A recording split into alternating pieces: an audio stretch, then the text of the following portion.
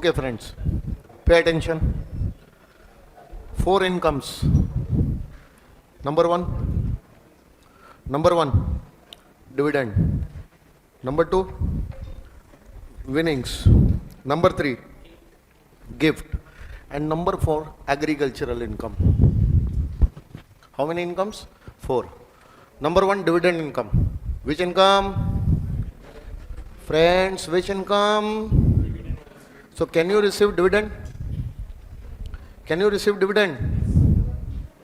That will be taxable under the head IFOS. That will be taxable under the head.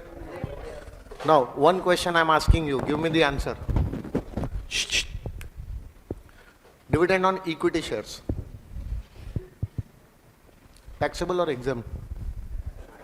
Under the head? Dividend on preference shares. Taxable or exempt? Under the head? Dividend on shares of listed company. Taxable or exempt? Under the head? IFOS. Dividend on shares of unlisted company. Taxable or exempt? Taxable or exempt? Unlisted shares. Taxable. No need to see that whether the shares are equity or preference, listed or unlisted, of any Indian company or foreign company, of a company or even a cooperative society. Do you have shares? On that, are you getting dividend? Always taxable under the head. Very difficult point, huh? Very difficult point. See, dividend on shares of a other than foreign company, will it be taxable or it will not be taxable? Taxable under the head IFOS. But in that case, your residential status will also be important now. Residential status and where you are receiving this dividend will also be important. Are you receiving this dividend in India? So although accrued outside India, received in India, what income? Indian income. Taxable under the head IFOS. Yes or no? Yes or no? Now, whether you are receiving this dividend outside India.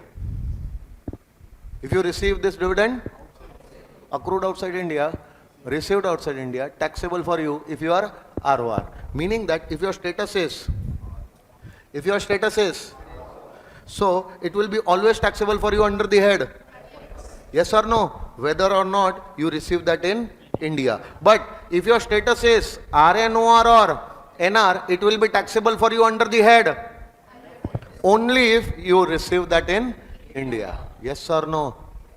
But the dividend from foreign companies will also be taxable in India under the head IFOS only. Getting my point? So pay attention. First point, did you understand? Now, shares of any company, whether domestic or foreign, whether domestic or whether listed or unlisted, public limited or domestic or foreign, or even the shares of cooperative society, whether the shares are equity or will be taxable under the head IFOS only. This point, any difficulty, any doubt? Now, one small question.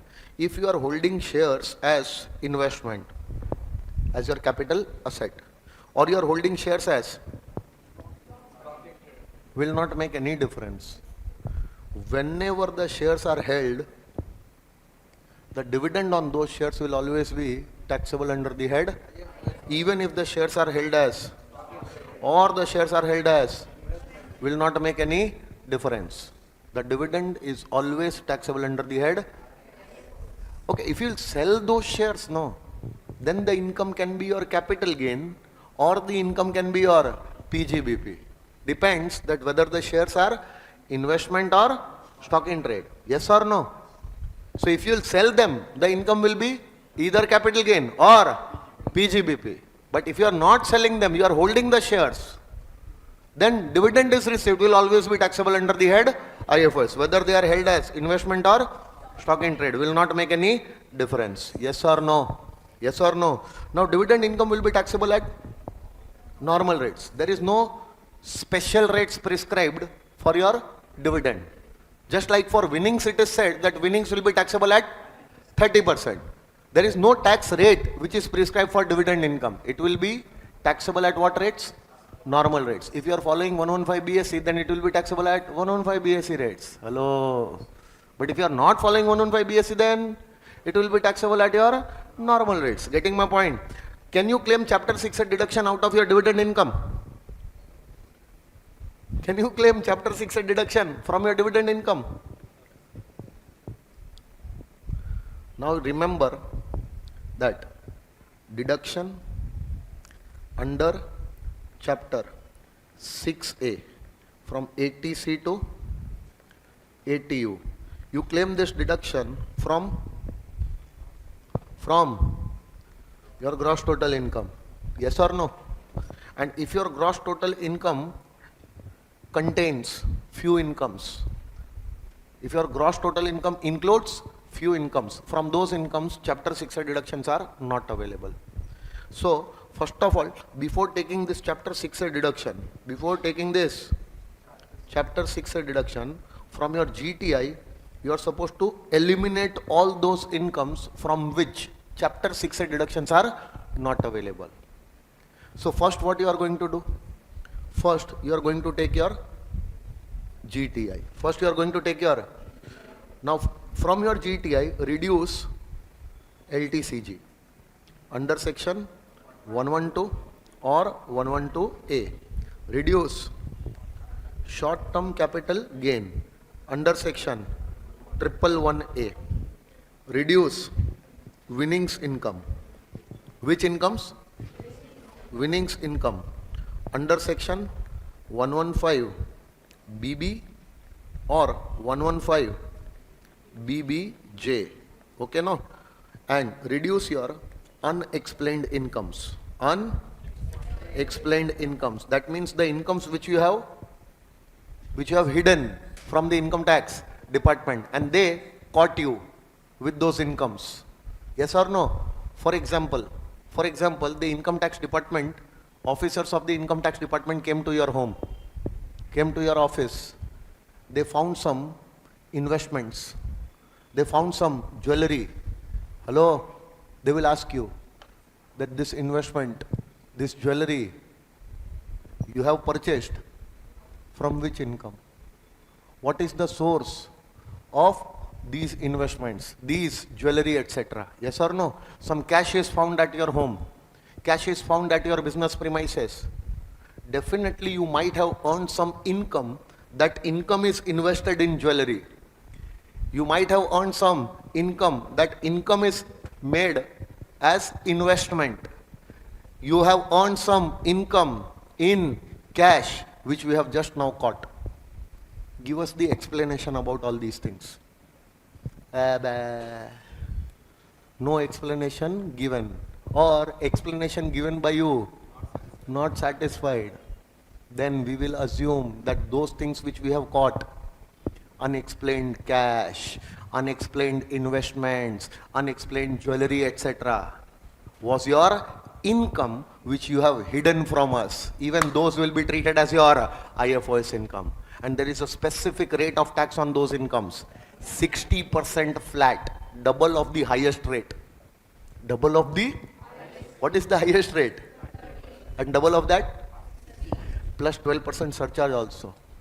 Plus 4% cess also. Whether your total income is more than 50 lakhs or not, we are not going to see. You will have to pay surcharge also. So 12% of 60 will be 12% of 60 will be, calculate, 7.2. 60, 12% of that will be, add that, and on that apply 4%.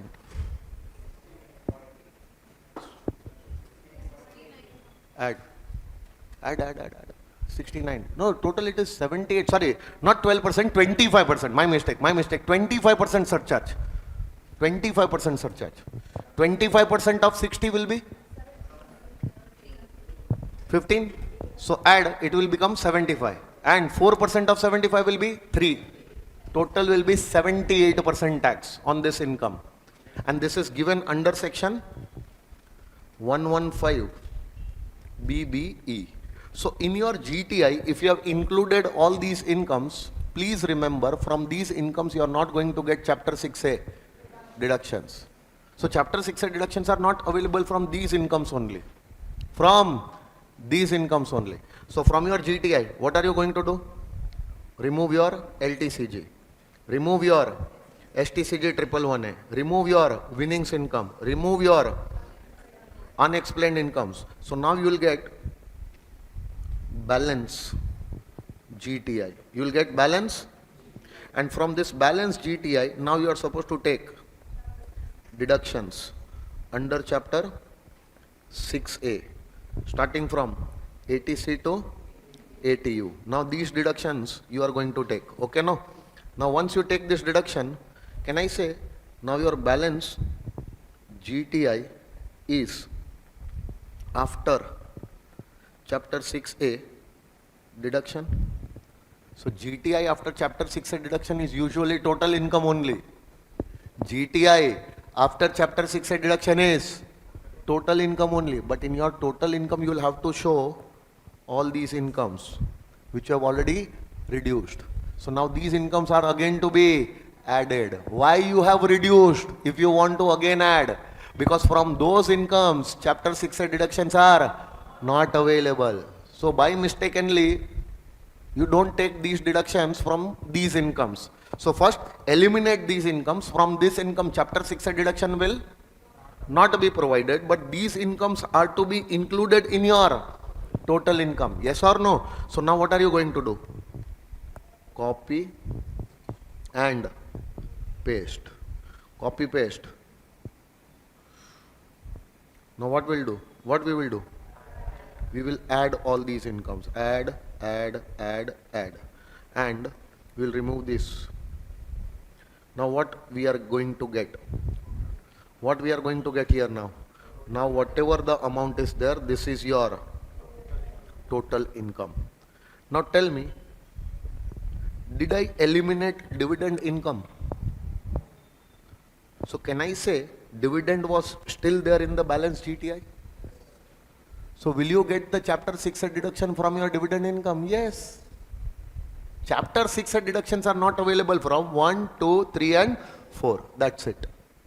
So if you will see any of these incomes, from these incomes chapter 6A deduction are not available, but chapter 6A deduction you can claim from dividend income. Allowed. Getting my point? Now, do you remember in my first lecture I told you that higher rate of surcharge 25% and 37%. Higher rate of. So surcharge at the rate of 25% or 37%. This surcharge is applicable or not applicable? This higher rate of surcharge is not applicable. Not applicable on what? On tax, which you are going to pay on. Tax on number 1, tax on LTCG under section 112 or 112A. Number 2, STCG under section 111A. Then on your dividend income.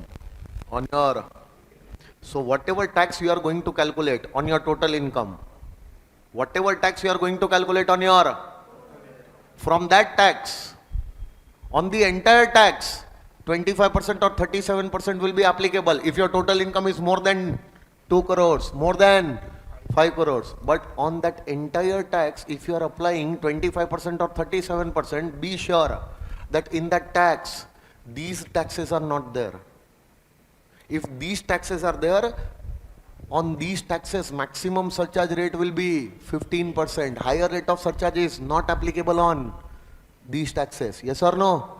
So, whatever tax which you will calculate on your dividend income, whatever tax you are going to calculate on your, on that tax, higher rate of surcharge is not applicable. Whatever tax you are going to calculate on your LTCG 112, 112A, STCG 111A, on that tax, higher rate of surcharge is Not applicable. Yes or no? So once you calculate your total income, apply tax rates. Apply, calculate the tax. Now out of your tax, remove these tax separately. Remove these tax. On these taxes, maximum surcharge rate will be 15%. Higher rate of surcharge will not be applicable. Yes or no? But on the balance tax, higher rate of surcharge can be applicable. Now apply 15% surcharge on these income taxes. Apply 25 or 37% on the balance taxes. Both the surcharge you will add in the total tax. Then you are going to get what? Tax including surcharge. Tax including. So higher rate of surcharge is not applicable on your, no, on your tax, on your dividend income. So dividend income is taxable at normal rates. Calculate the normal tax. But that normal tax, out of that tax, you'll have to find out that how much tax was there on dividend income. For example, 10 lakh is your normal income, including 2 lakh rupees of your dividend. So on that 10 lakh, if you will calculate normal tax, so in that normal tax, some tax is on 2 lakh rupees of dividend. Hello. So for example, 10 lakh was your normal income. This includes 2 lakh rupees of. So on this 10 lakh, if you have calculated tax amounting to 1,12,500. So can I say out of this 1,12,500, some tax will be there on your 2 lakh rupees of dividend. How much? Cross multiply. You are going to get that tax.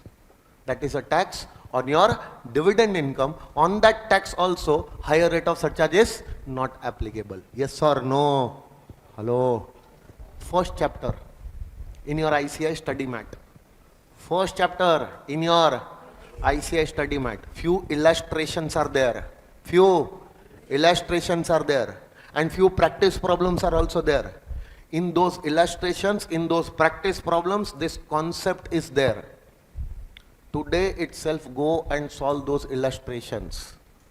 Only then this thing will be clicked in the exam. Otherwise, they will test you for this in the exam. You will not be able to solve it. Trust me on this. Yes or no? Hello? Getting my point? So tell me, we are discussing about which income? Dividend income. Yes or no? Number one. Dividend on equity or preference shares? Equity or listed or public limited or domestic or dividend of shares of a company or a cooperative. On whatever shares the dividend is there, dividend will be taxable always under the head. Whether the shares are held as investment or stock in trade, it will not make any difference. On the shares, always the dividend will come under the head IFOS. Now the dividend income which you are taxing under the head IFOS will be taxed at what rates? Normal rates or 115 BSE rates.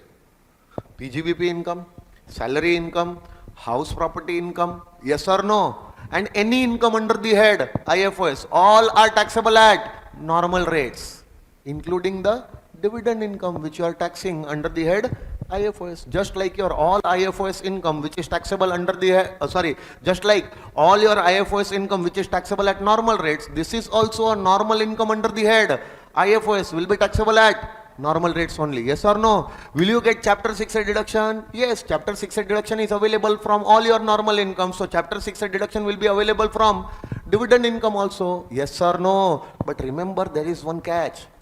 Tax, when you will calculate the tax, while calculating that tax, you will apply the surcharge. So higher rate of surcharge will not be applicable on the tax which you have calculated on dividend income, LTCG income or STCG 111A income. On all the other tax, you can apply higher rate of surcharge. Will you remember this? Hello sir. Next one. Next. Rebate under section is available from all tax. Why I am discussing these things right now? Because while calculating the total income, no, these things are important for you all to remember. Rebate is available from tax liability. Rebate is available from. So you have calculated tax on special income, tax on normal income, total tax. Total, that tax will be allowed as rebate under section 87A, provided you are a resident individual and your total income is up to 5 lakhs. Up to. So entire tax you can claim as rebate. But in that tax on LTCG 112A, tax on cannot be claimed as rebate. Cannot be claimed as. So first calculate your tax. From this tax on LTCG under section 112A cannot be claimed as. That you have to pay fully. Balance tax you can claim as rebate up to 12,500 maximum. Yes or no? But this limit will increase to 25,000 if you are following 115 BAC. Yes or no? And you will get the rebate even if your total income is more than 5 lakhs, but it should not be more than 7 lakhs. Do you get rebate of tax which you are going to pay on dividend income? Yes. Rebate of all tax payable on all incomes can be allowed.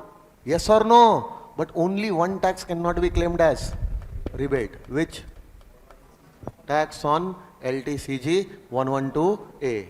If you remember, 15,000 years back, we have done that LTCG 112A.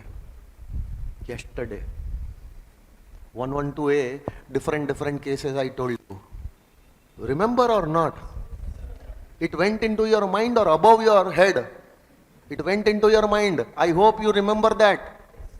See, friends, I am already a chartered accountant. I will have to prove now.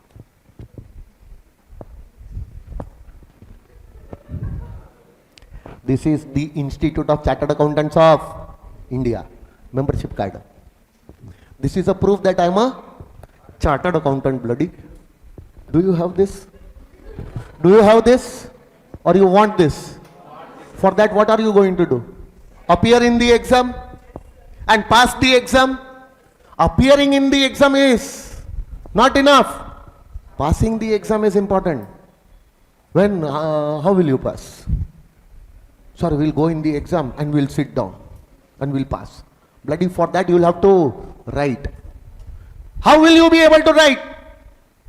You will have to study. You have to remember the things which you are studying here. Not remembering, sir. We'll go and sit in the exam. Will you pass? Will you pass? Will you become a member? Will you get such kind of card? No. So please remember, yesterday only we have done LTCG under section 112A. Do you remember that? So whatever tax you have calculated on that LTCG, that tax you are supposed to pay. You cannot claim it as rebate, whether you follow 115 BSc or you don't follow 115. Any other tax, even if it is the tax on your dividend income, tax on your winnings income, tax on your PGBP income, tax on your STCG 111, all the taxes which you have calculated can be claimed as rebate up to 12,500 or 25,000 as the case may be, depending on the fact that which scheme you are following, default scheme or not optional scheme. Yes or no? Now one small question. If your total income, if you are not covered by 115 BSc, if you are not covered by, and if your total income exceeds 5 lakhs, will you get any rebate? Will you get any rebate? Sure. But if you are not, if you are following 115 BSc, then how much is the limit? 7 lakh. If your total income exceeds 7 lakhs, will you get rebate? Yes. If you remember my first lecture, I have already told you. What is the total income in excess of 7 lakhs? Marginal amount. Calculate tax on that. Second point. So if that tax is more than the increase in total income, the difference is still available as rebate. I have already done this thing with you. So your total income is little bit higher than 7 lakhs. Little bit higher than 7 lakhs. Still you are going to get that rebate. Yes or no? But the rebate in that case will not be 25,000. Rebate will be difference between the tax on your total income and increase in total income over and above 7 lakhs. Yes or no? That you are going to check. In the exams, these type of small things will come in your MCQs, in your case studies. Please remember. Okay. So now tell me, Did you understand this higher rate of surcharge? Higher rate of surcharge, did you understand? Did you understand the rebate under section 87A? Now, see, if you hold units of UTI, units of mutual funds, units of UTI, units of, they are as good as shares only. Shares in a company are known as shares. Share in the share capital of the company is known as shares. But shares in the capital of UTI or mutual fund, that share is not known as share, that share is known as unit. It is as good as share. It is as good as, you give your money to the company, you contribute in the capital of the company, company will allot you shares. But instead of contributing in the capital of a company, now you are contributing in the capital of mutual fund, you are contributing in the capital of UTI. So what will be your share in that capital? That share will be allotted to you, but it will not be treated as share, it will be treated as unit. Because their share capital is known as unit capital. Their share capital is known as unit capital. A unit is a unit in the unit capital of mutual fund. A share is a share in the share capital. Getting my point? So it is as good as shares only. You have invested in mutual fund, you have invested in UTI, in against that you are getting units. So on dividend, on shares you get dividend, so on units also you get income in the form of dividend. So dividend on shares is taxable under the head IFOS. So dividend on units, income on units will also be taxable under the head IFOS only. Getting my point? When you sell the shares, capital gain arises. And when you sell the units, capital gain arises. It is one and the same thing. Will you remember? So whatever things which are applicable for, whatever discussion which is applicable for shares, exactly same discussion is applicable for units. So dividend income on units of UTI or mutual fund is also taxable under the head IFOS. Normal tax rates applicable and other points are also applicable. Now this point is very important. Very important. Read this point. No deduction under section shall be allowed from or dividend income on shares or unit other than interest on loan taken to invest in such shares. Now pay attention. Dividend on shares or dividend on units. This is the amount which is taxable. From this amount, from this taxable income, usually you get the deduction under section. All the incomes which are taxable under the head IFOS, from those incomes related expenses will be allowed as a deduction.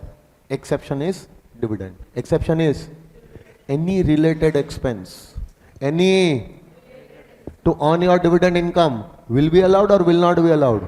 Will not be allowed. So what will you do? Expenses to earn which income? Dividend income. You want to claim this expenses as a deduction, will not be allowed as a deduction. But only one amount can be claimed. Interest on loan. Loan taken to acquire the above shares or units.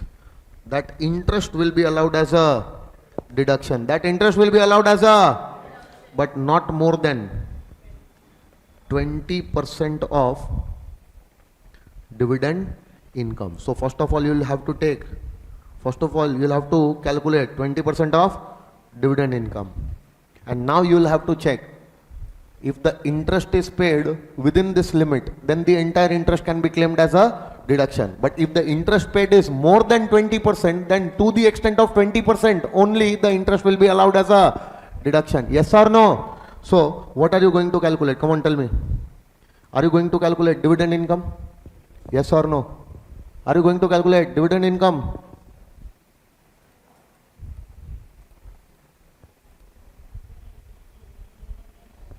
Mic is on.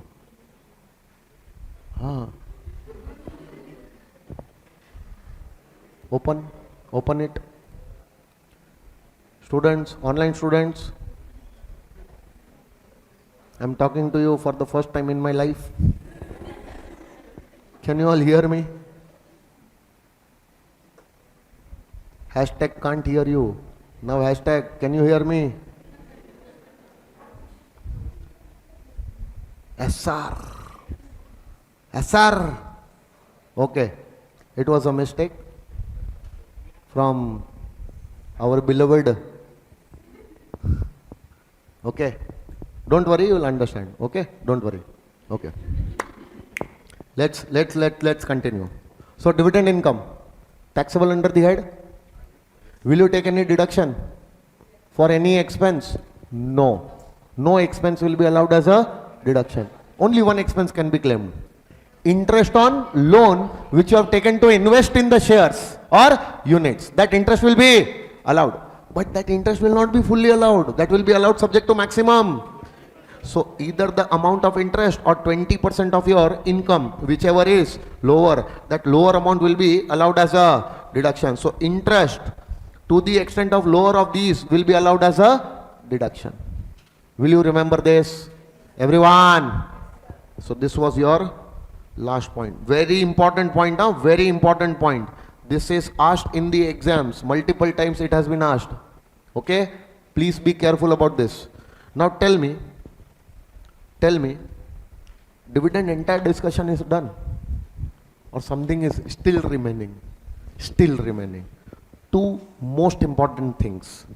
First of all, how many types of dividends are there? How many types of dividends are there? One is normal dividend, which you treat under the accountancy also. That dividend is final dividend or it can be interim dividend. And next one, under the Income Tax Act, there are certain receipts. There are certain which will be deemed as your dividend as per the provisions of Income Tax Act. Sir, final dividend is income under the Income Tax Act? Yes. Interim dividend is your income under the Income Tax Act? Yes. But there are certain other receipts also which will be treated as your dividend income under the Income Tax Act. They are known as deemed. They are known as deemed dividend. And these deemed dividends are, sir, they are given in clause number A to clause number F to section 2 subsection 22, clause A to clause E. But this year one more clause is added, clause F, which I have already taught you in the age of dinosaurs. Last lecture only, 222F. So first is 222A, distribution of assets by the company to the shareholder. B, distribution of debenture stock or deposit certificates to the shareholder, or distribution of bonus shares to preference shareholders. Meaning distribution of bonus shares to equity shareholder is not treated as deemed dividend. But if the bonus shares are distributed to preference shareholders, it will be treated as deemed dividend. See, don't tell me to get into details of all these things. Why? What will happen? Because if I'll get into details of all these things, why this is treated as deemed dividend, what is the logic for this, then it will unnecessarily eat our time. So right now we are just supposed to remember that if this happens, this will be treated as deemed dividend. That's it. Okay? For logic, please follow, subscribe and like. Okay? C point I have already told you. Clause C I have already told you. Any distribution of either cash or assets, etc. on liquidation of company. Yesterday we checked section 46 under the head capital gain. Company is under liquidation, company is distributing cash, company is distributing assets to the shareholder. To a certain extent, that amount is treated as deemed dividend under the head IFOS 222C. Point number D. Any distribution of cash, assets, etc. Cash, assets, etc. on reduction of capital other than buyback. So earlier it was not covered as deemed dividend. On buyback also the capital reduces. On buyback also the capital gets reduced. And once the capital gets reduced, any distribution of cash or asset on that reduction of capital will be treated as deemed dividend. But if it happens on buyback, it will not be treated as deemed dividend under clause D. But now under a new clause number F, now this point is covered.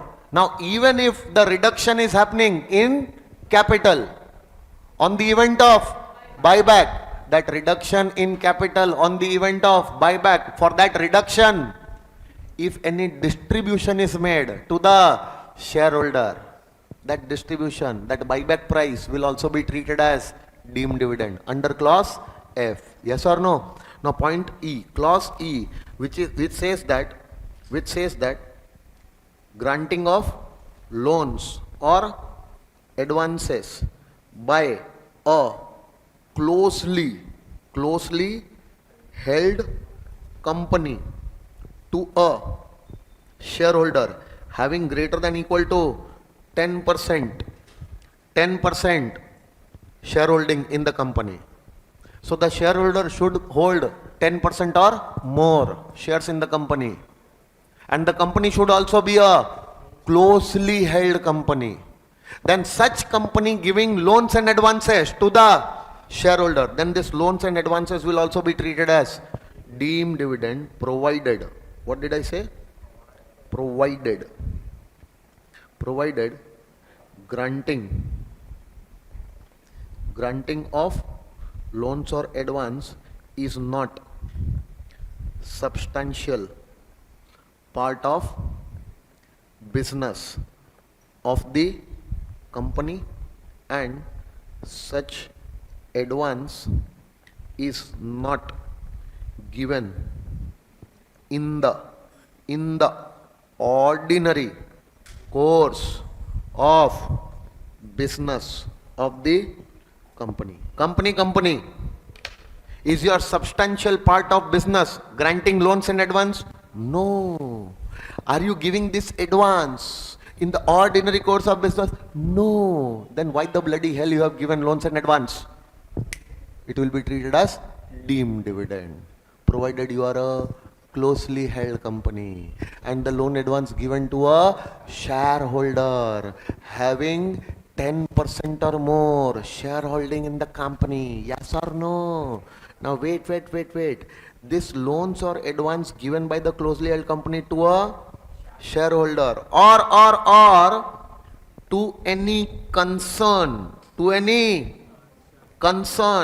even if the loan or advance given to the shareholder or it is given to any concern, it is a concern where this shareholder is having substantial interest. Substantial interest means 20% or more profit sharing, 20% or more shareholding in another concern. So another concern is there. In that concern, the shareholder is holding 20% or more shares.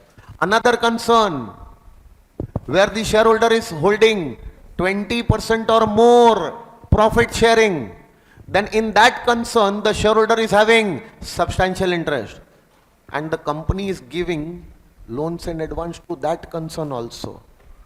Then that will also be treated as deemed dividend under 222E. 222. Wait.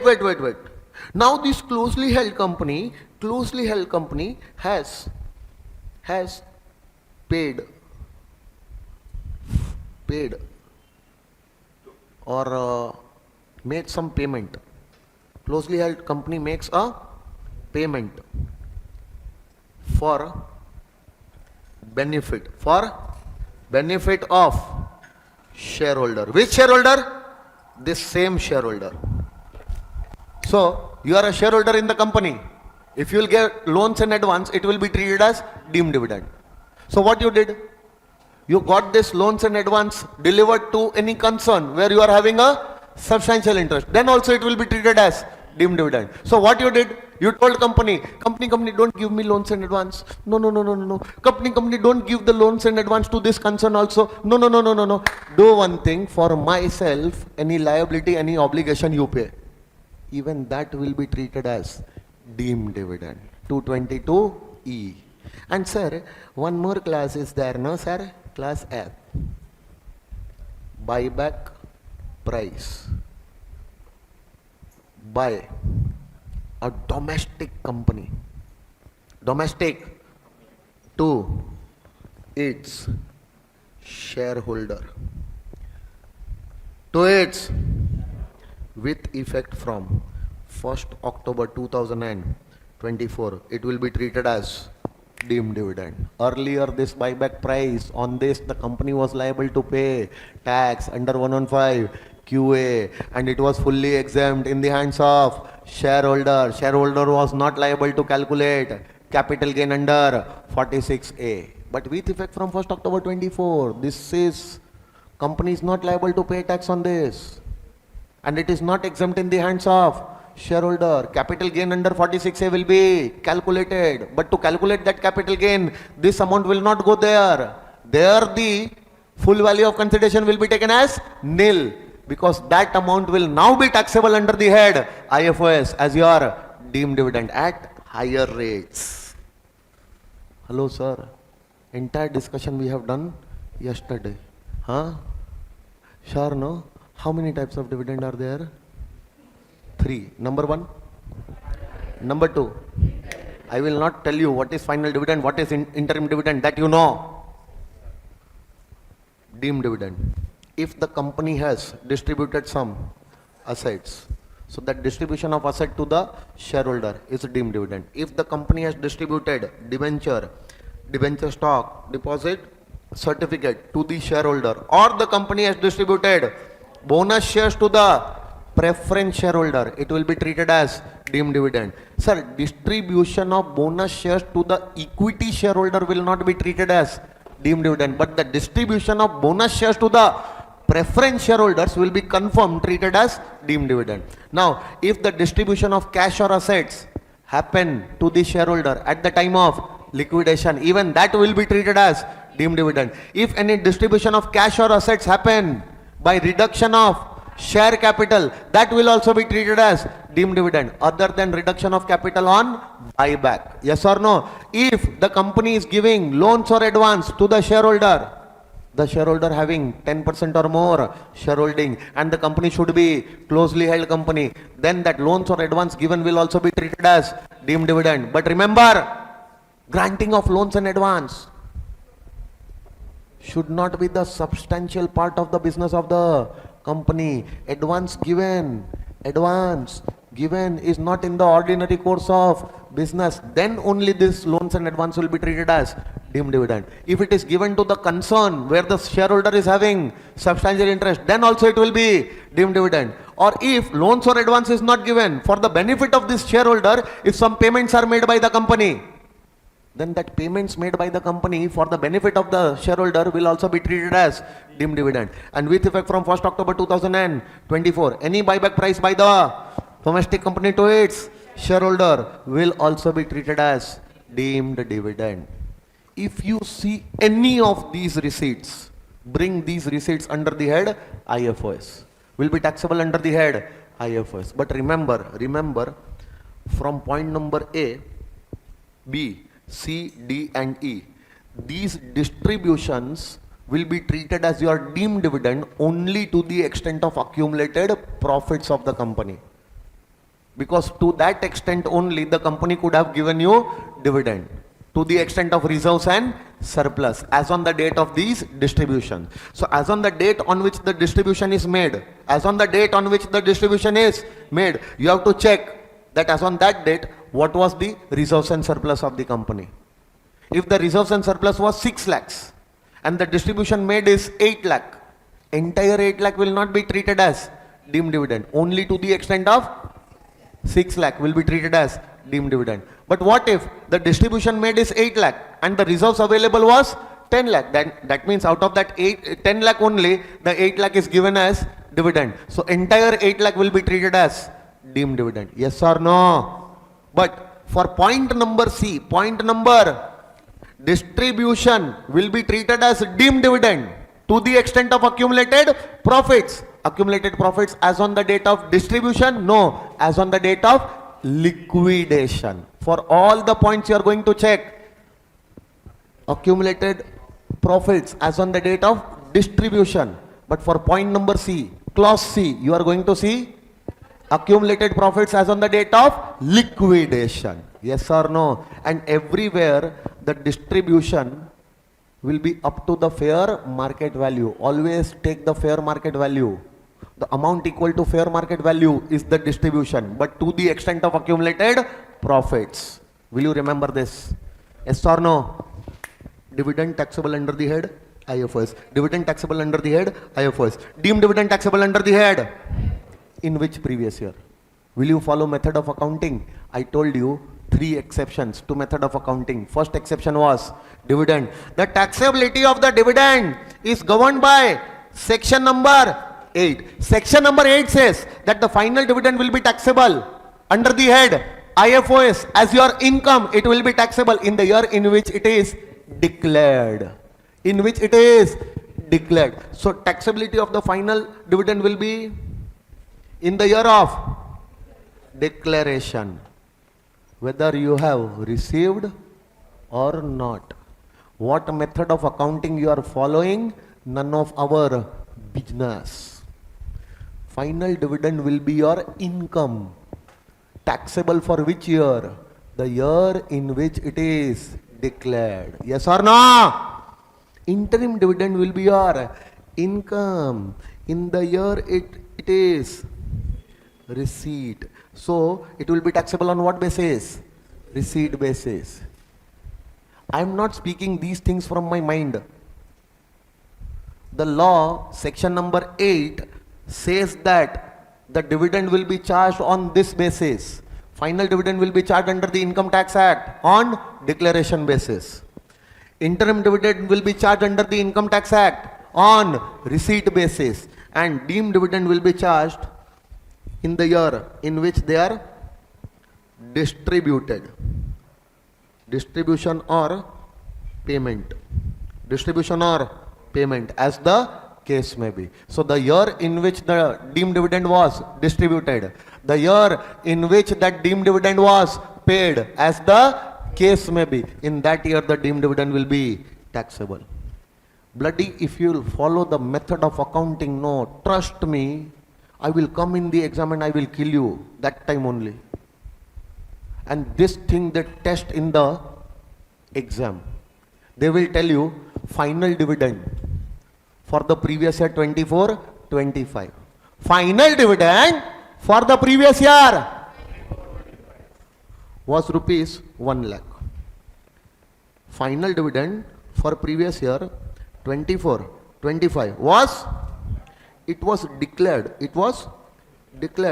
in the annual general meeting held on 29th of March 2025.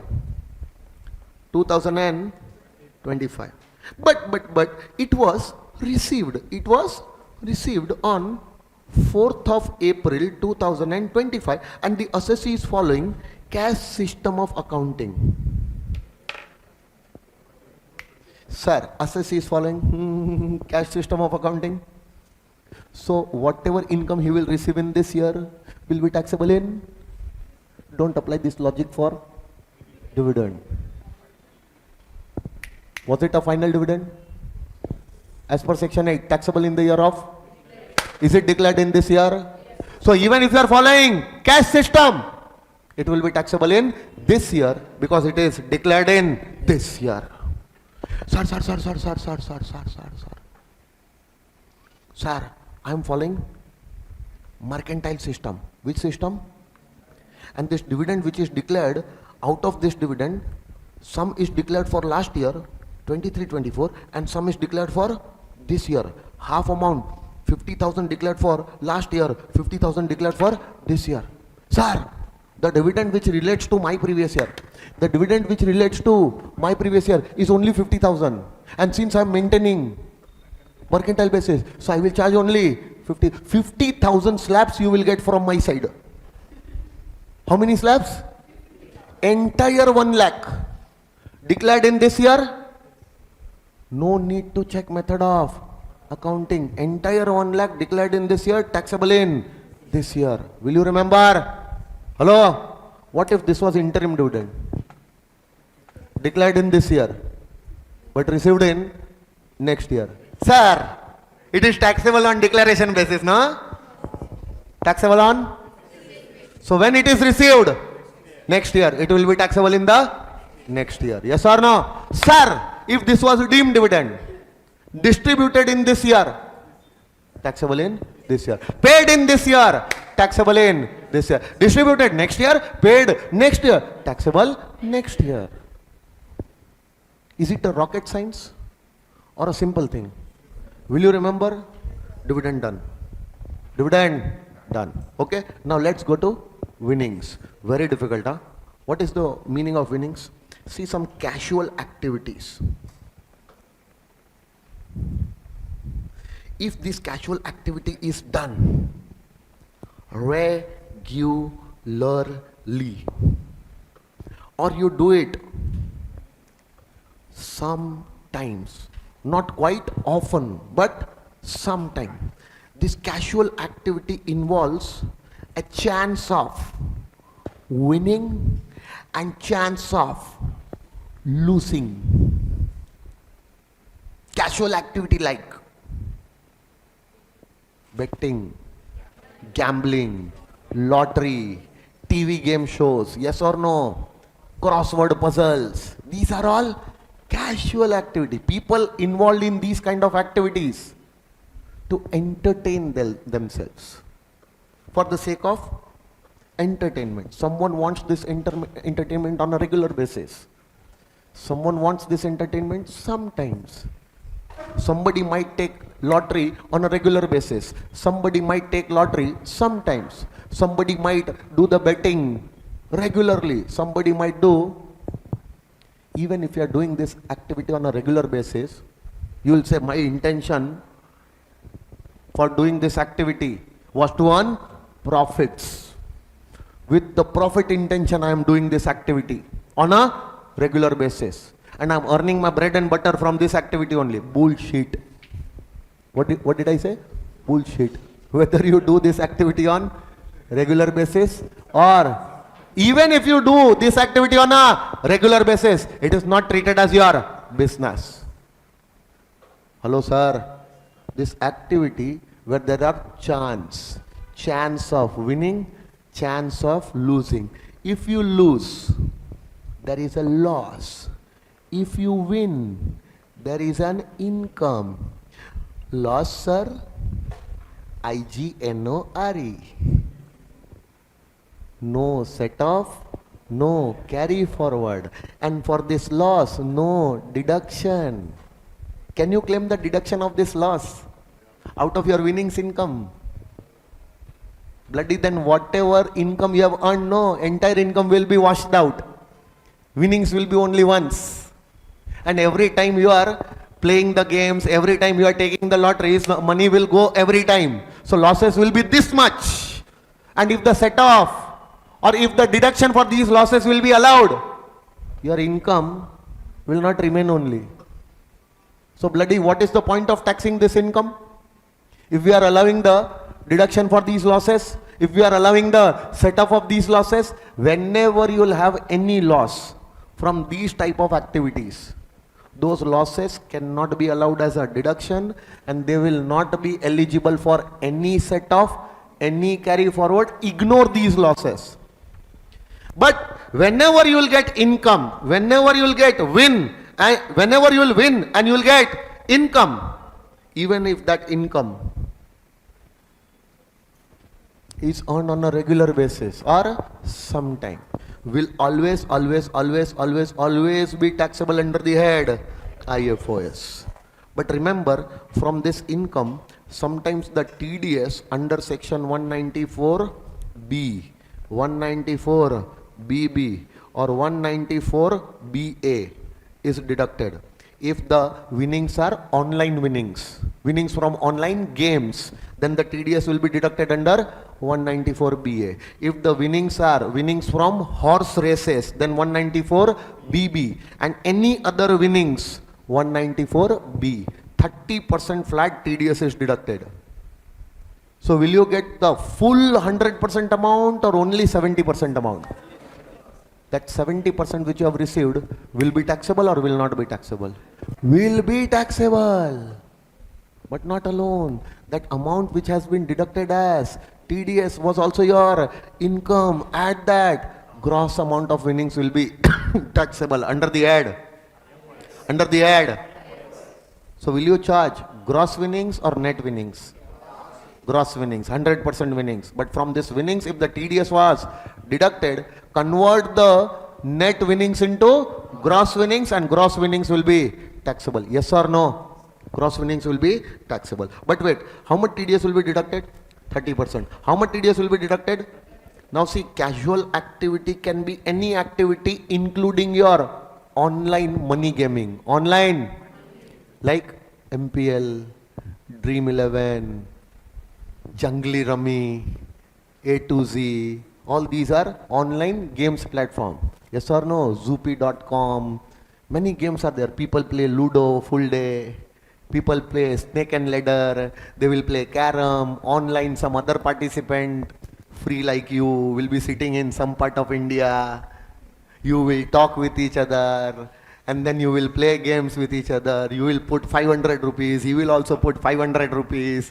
Let's see who wins. Snake and ladder, snake is biting you, you are losing, money gone. But sometimes the snake will bite the opposite party also, he will lose and you will win. These are what? Online games. From these online games also you win money. But now these online games, the money involved is stopped by the government because many people were losing, right or no? So if online money gaming is there, and from that online money gaming, if you are getting any winnings, from that online money gaming, if you are getting some winnings, even that winnings will be covered under the head IFOS. But wait, see, 194B, 194BB and 194BA. 3 TDS sections are there, 3 TDS sections. So all the sections talk about winnings only. This is winnings, all winnings, other than horse race and online winnings. Yes or no? Because horse race winnings are covered here and online winnings are covered here. This section says, and this section says, if the if the amount of winnings is greater than 10,000, amount of winnings is greater than 10,000, then on that entire amount, on the full amount, did I say amount in excess of 10,000 or I said full amount? On the full amount, the TDS will be at the rate of full amount of winnings, the TDS will be at the rate of. And for online winnings, you have to check net amount of winnings. Net amount of winnings. On that, the TDS is deducted at 35. What is this net amount of winning? The amount remaining in your wallet after deducting all charges. Yes or no? So if you will I don't know how many of you might have tried these online winning apps and all, but if you put some money in the app, that is your amount which you have put in the app. Now, out of that amount, you use some amount to play some game. And after using that amount gets reduced from your online money gaming wallet. Yes or no? So, for example, you have invested 10,000 rupees in the wallet. How much you have added in the wallet? 10,000. Out of that, 2,000 you have used to play some game. And from that game you won. How much? 20,000. So now your wallet will have how much? 28,000. Because 2,000 you used to play that game will be deducted. And how much you won? 20,000 will be again added to your wallet. Now your wallet has how much balance?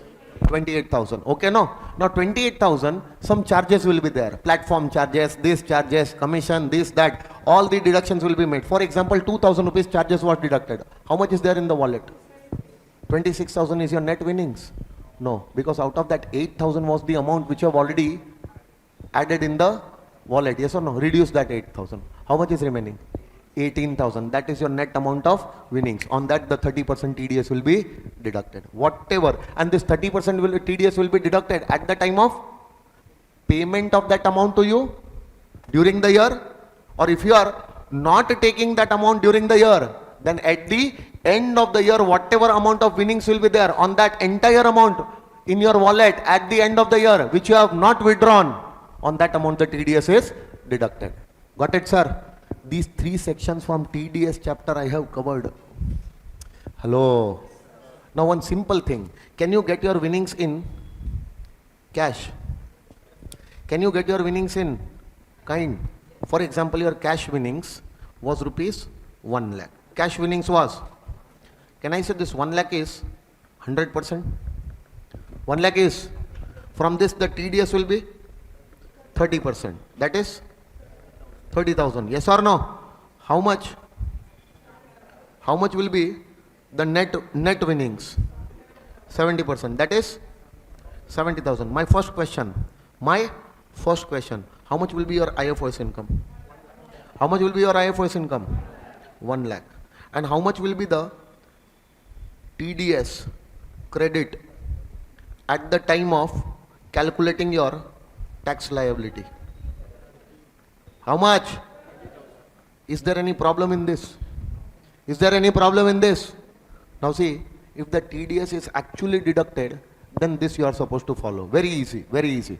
Now sometimes what happens, the payment which comes to you, full amount is given to you without any tax deduction.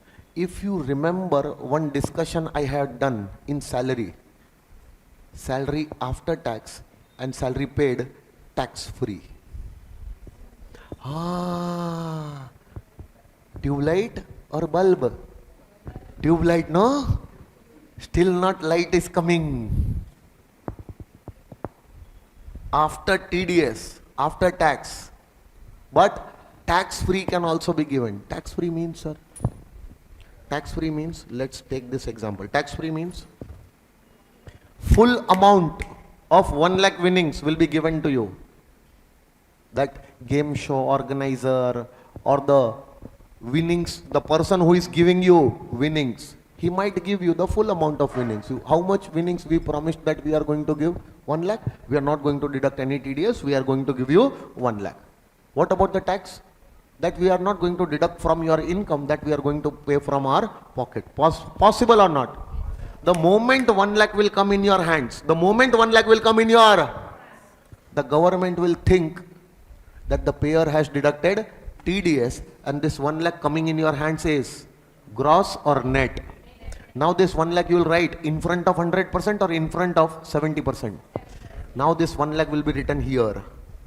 Yes or no? Which is 70%. Can you cross multiply and calculate 30%? It will be 42,000 something. 42,157. 857.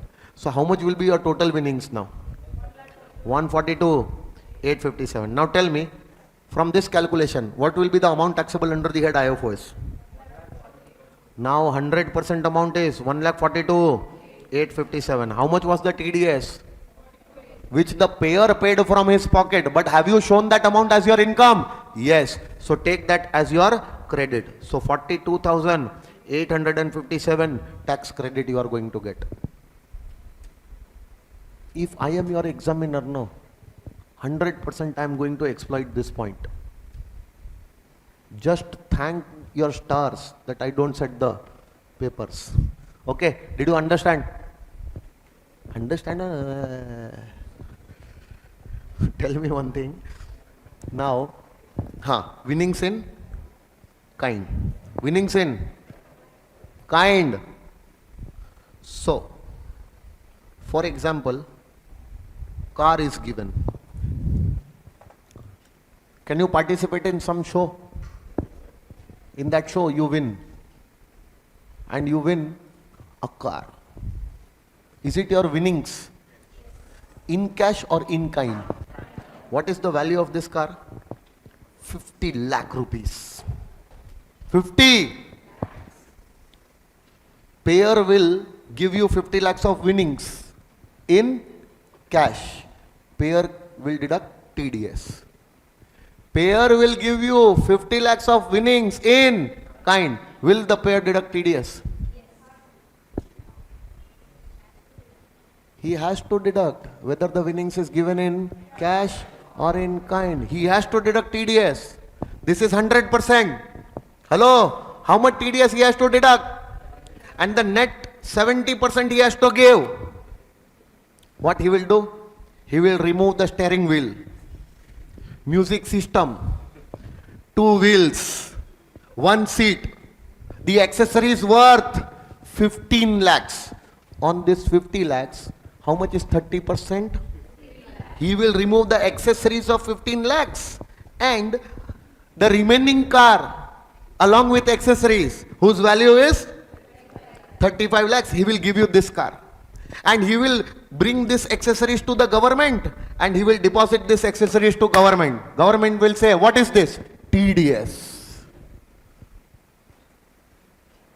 Mad or what? Government will put you in jail.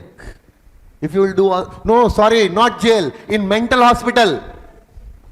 That is the proper place for you. Bloody, we told you to deduct TDS. So we deducted TDS, no? Since the amount was not given in money, I could not deduct 15 lakhs. So see, I deducted 15 lakhs worth of item out of that car. Can you do it?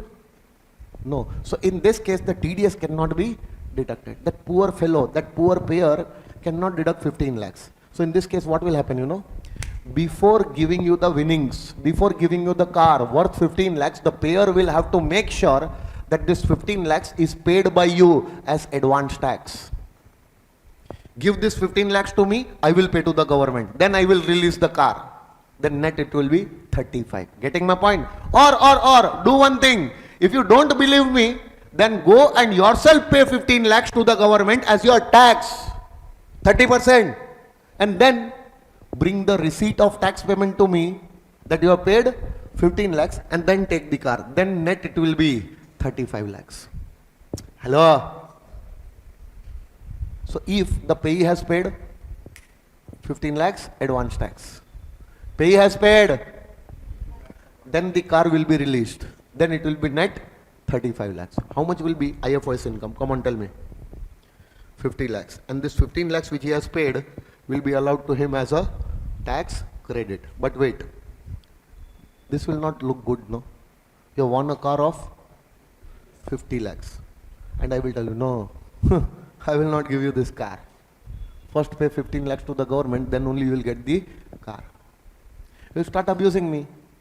That first, at the time of participation only you should have told us that we are supposed to pay this much amount of tax. You would not have participated only in your game. You are this, you are that, fill in the blanks, whatever you like. Okay, no? So that payer, that the game organizer will say, no, don't worry, don't worry. What we promised? Car worth 50 lakhs. Take it. What about the TDS? Are you supposed to pay from your pocket? No, don't pay, don't pay. From my pocket I will pay.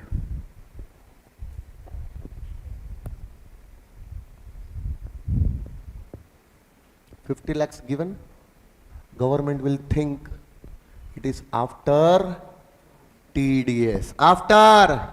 So now 50 lakh you will write in front of 100% or in front of. So 50 lakhs you will write here. Can you cross multiply? If possible, then do the cross multiplication. 21 lakhs. 42,000. 850. Then how much will be your winning? 71 lakh, 42,000, 857. This will be your IFOS income, and this amount you are going to get as a credit. Done. Winnings, done. Winnings, done. Now, see, there are two things.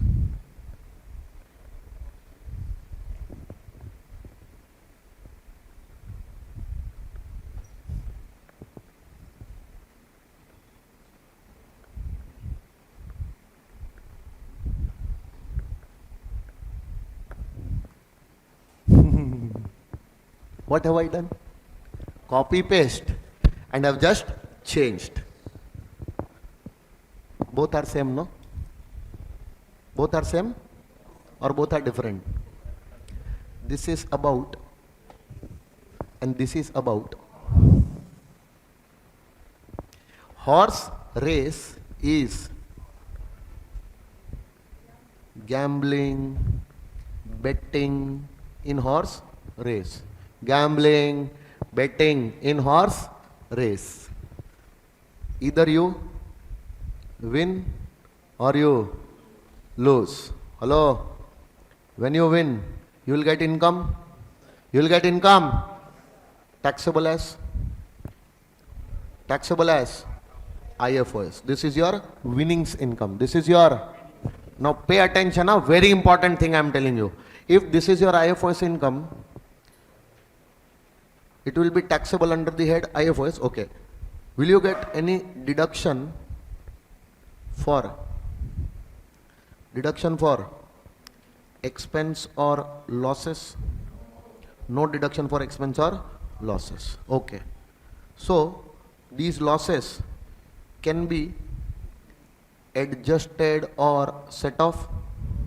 Adjusted or set off? No. Not even against your winnings income. Yes or no? Now, will you get any set off of losses? Which losses? Other losses. Other losses against winnings income. Any loss, including this loss. No loss can be adjusted against your winnings income. We want to charge tax on the full amount of your winnings. Full amount of your. So, whatever winnings you have got, taxable under the head IFOS. From that, we are not going to give you any deduction for expenses or losses. Against your winnings income, any loss, house property loss, this loss, that loss, no loss can be adjusted or set off against your winnings income. And even chapter 6a deductions under section ATC2, ATU will also not be allowed as a deduction. And that means winnings full amount will appear in your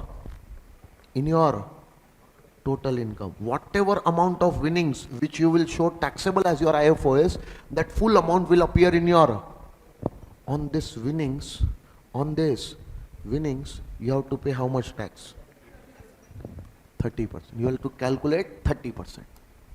So when you will calculate your total income, in your total income, whatever winnings is there, no, that is full amount which you have taxed under the head IFOS, because from there no expense is allowed as a deduction, no loss is allowed as a deduction. From that income, no loss is allowed as a set off also, and even chapter 6 deduction is not available, meaning full amount of winnings which you are showing under your IFOS head, that full amount will appear in your total income. Separate it, on that full amount you are going to charge 30%. Will you remember this? This is the treatment which you give for winnings income. Any winnings income. Any, including the horse race winnings. Including the, because horse race winnings is also your winnings income. Yes or no? Now, you are engaged in an activity of owning and maintaining race horses.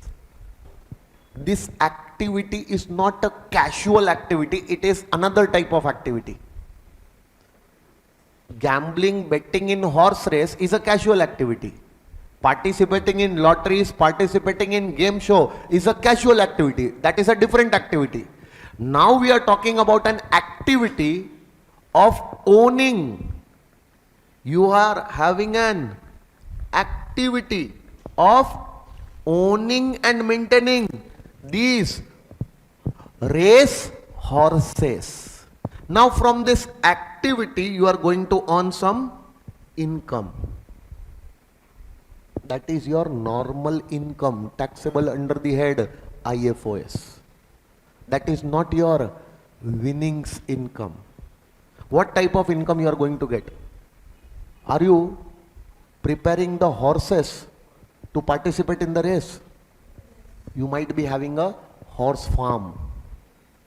Activity of owning and maintaining race horses means you are having a horse farm, stud farm. In that farm you are bringing different horses. Now you will train them so that they can participate in race. Yes or no? When your horses of your farm will participate in race, they will run the race. People will bet on that. You are not doing that betting and all. People will bet.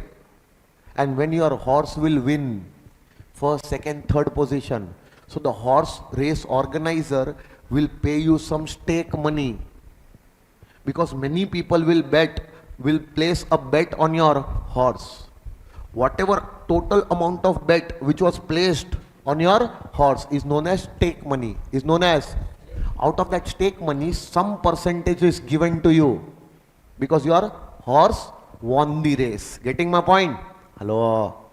That is your income from this activity. So what is the income?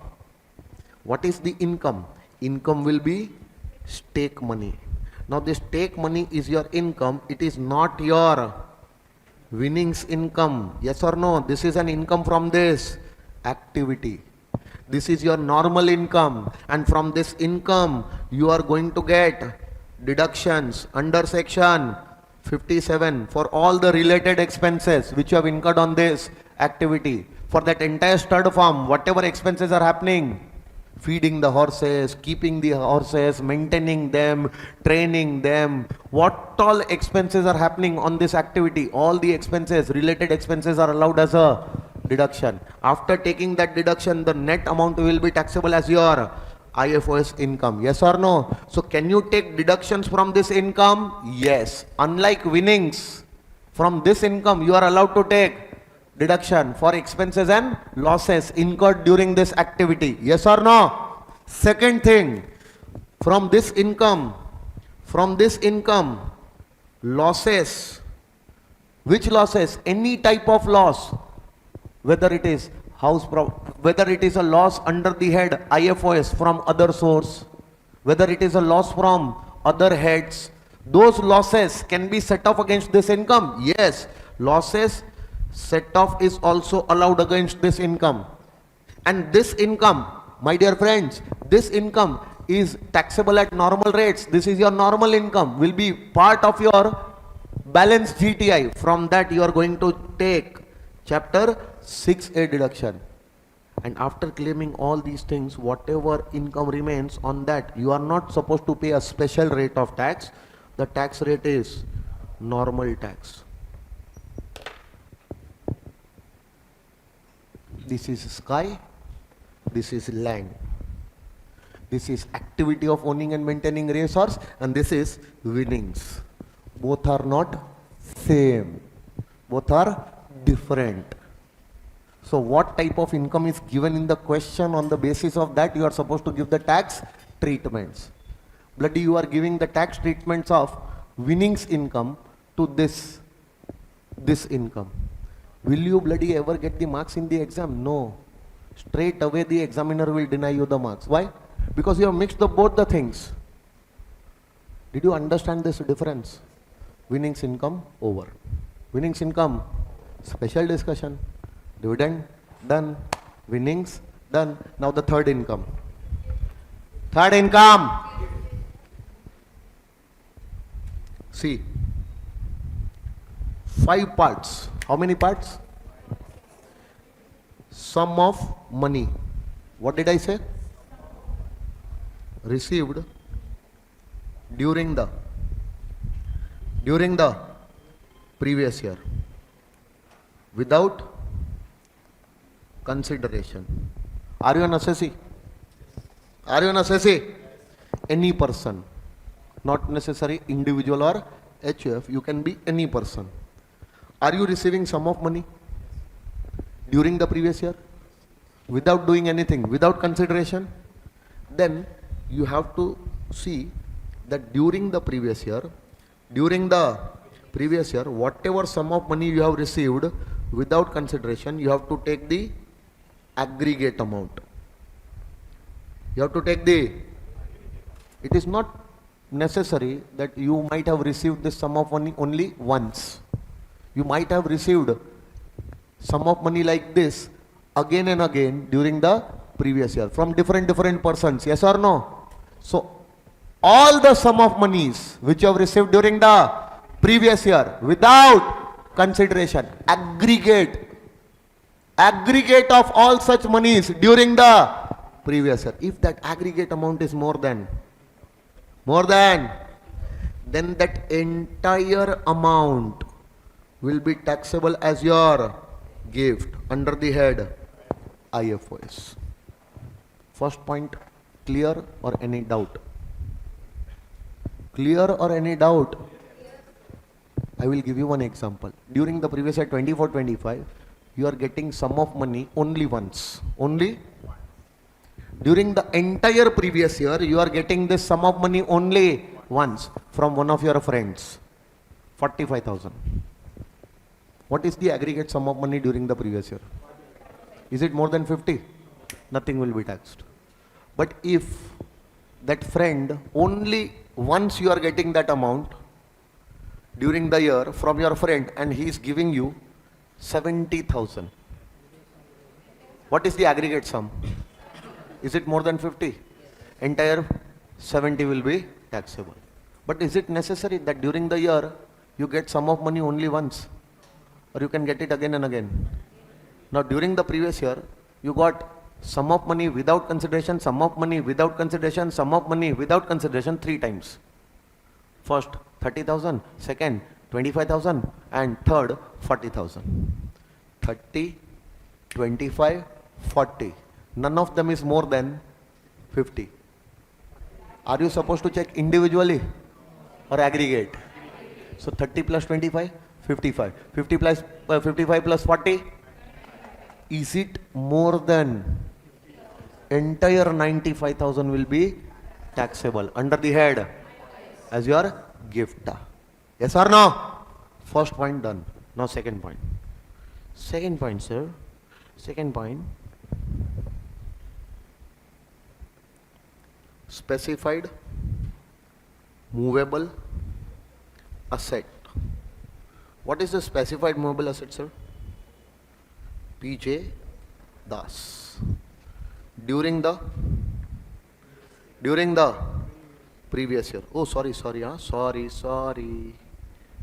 Received. Received during the without consideration. Are you getting free of cost? Or you are going to do something? Without any consideration, without paying anything, you get what? Asset. Which asset? Painting, jewelry, drawing, artwork, archaeological collections, sculptures. Somebody might have a doubt, sir. Sir, painting and drawing, what is the difference? Painting and drawing, what is the difference? Are you going to become an artist? Or you want to become a chartered accountant? As a chartered accountant, even if you don't know the difference, no, No problem.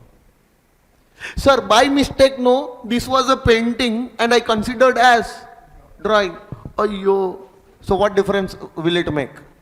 Painting is also a movable asset.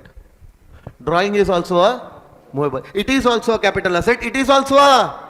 What difference will it make in tax treatment? No difference. So where there are no differences, no, don't apply your mind. If there is a painting, if there is a... Call it drawing. What will you call it? No tax effect will change. Okay? If there is a drawing, call it painting.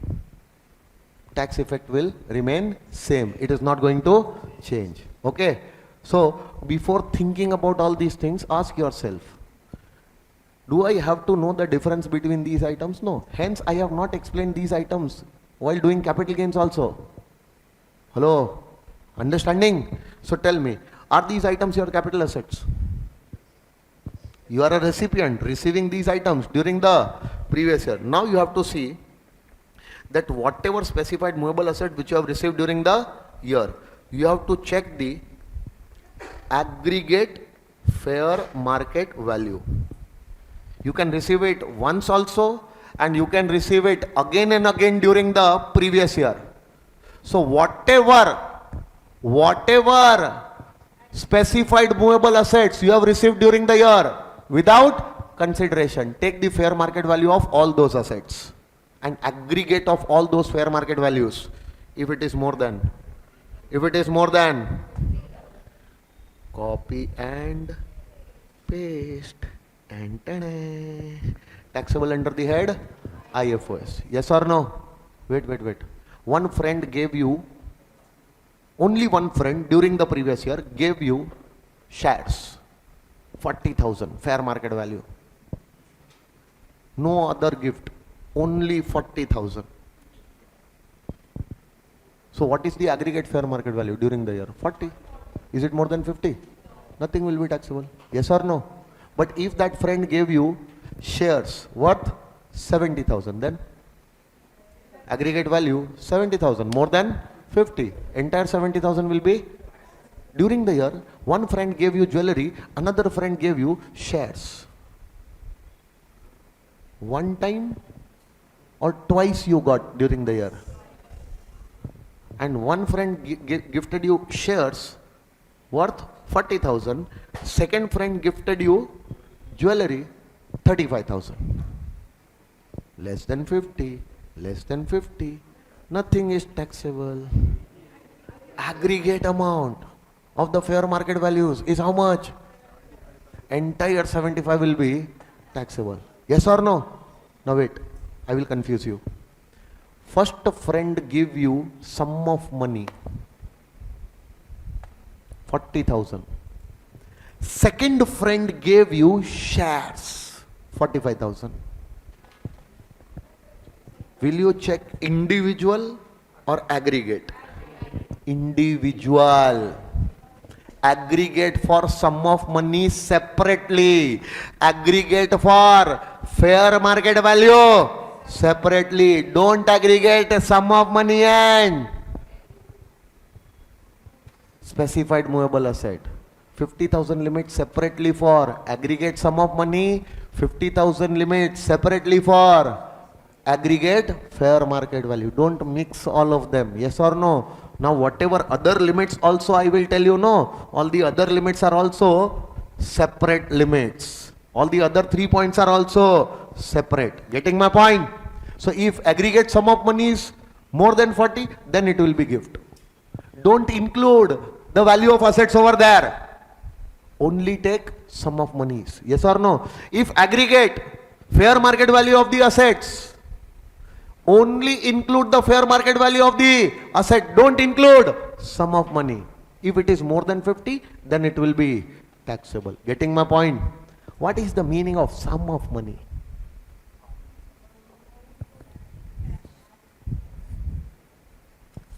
Is it sum of money? Cash. Gandhi Bapu, no? Gandhi Bapu. If Benjamin Franklin or Abraham Lincoln was there, sir, then it is dollars. Bloody, it is also sum of money. Sum of money can be received in INR or it can be received in foreign currency. If it is received in foreign currency, convert. Convert in INR. Converted value will be taken. Yes or no? Coins. Sum of money. Check. Check. Sum of money. Bank draft. Sum of money. NEFT. Sum of money. RTGS. Sum of money. Sir, GPay. Sum of money. Phone pay. Sum of money means money is given. Money is given. That money can be given in currency. Money can be given in foreign currency or Indian currency. Money can be given through bank transfers. Money can be given through online transfers. NEFT. Money is given. All the money is known as sum of money. Aggregate amount of that received during the previous year without consideration will be treated as gift. If it is more than, sir, if this sum of money is received in India, ROR, RNOR, NR, if the aggregate amount is more than 50,000, whether you are ROR, RNOR, NR, it will be taxable in India. Why? Received in India. What if it is received outside India? If you are ROR, then no problem. It will be taxable. You have to consider that amount also in the aggregate. Yes or no? But if you are RNOR or NR, receiving sum of money outside India, will you consider that in the aggregate? Yes. Because it is covered by section 9 if you have received it outside India from a resident. Section 9, deemed to accrue or arise in India. I told you that time that I will bring this point with gift. Hence proved. Pythagoras theorem. Understood or not? So, any sum of money received in India or will have to be considered to calculate this aggregate if you are ROR. If you are any sum of money received in India will be considered to calculate this aggregate if you are RNOR or NR. And if that sum of money is received outside India from a resident, then also it will be considered for this aggregate, because in that case it is deemed to accrue or arise in India. These small points are really important in the case of MCQs. You say, no, sir, we are not able to score in MCQs. Why? The reason is this: you don't pay attention to these details. They will twist the questions by putting all such informations, and you will not be able to comprehend that what they are bloody saying. And 4 options are there. Definitely you are going to choose wrong option. Why? These small things you don't pay attention to. Understood or not? Understood or not? Okay. Now, point number 3. Point number 3. Copy paste. Copy paste. Specified movable asset. PJ Das received during the previous year. That's it. I want to copy only this. Specified movable asset received during the previous year. Previous year. For inadequate consideration also will be treated as your gift. Sir, inadequate consideration means what? This specified movable asset, no? You are making some payment to get this asset.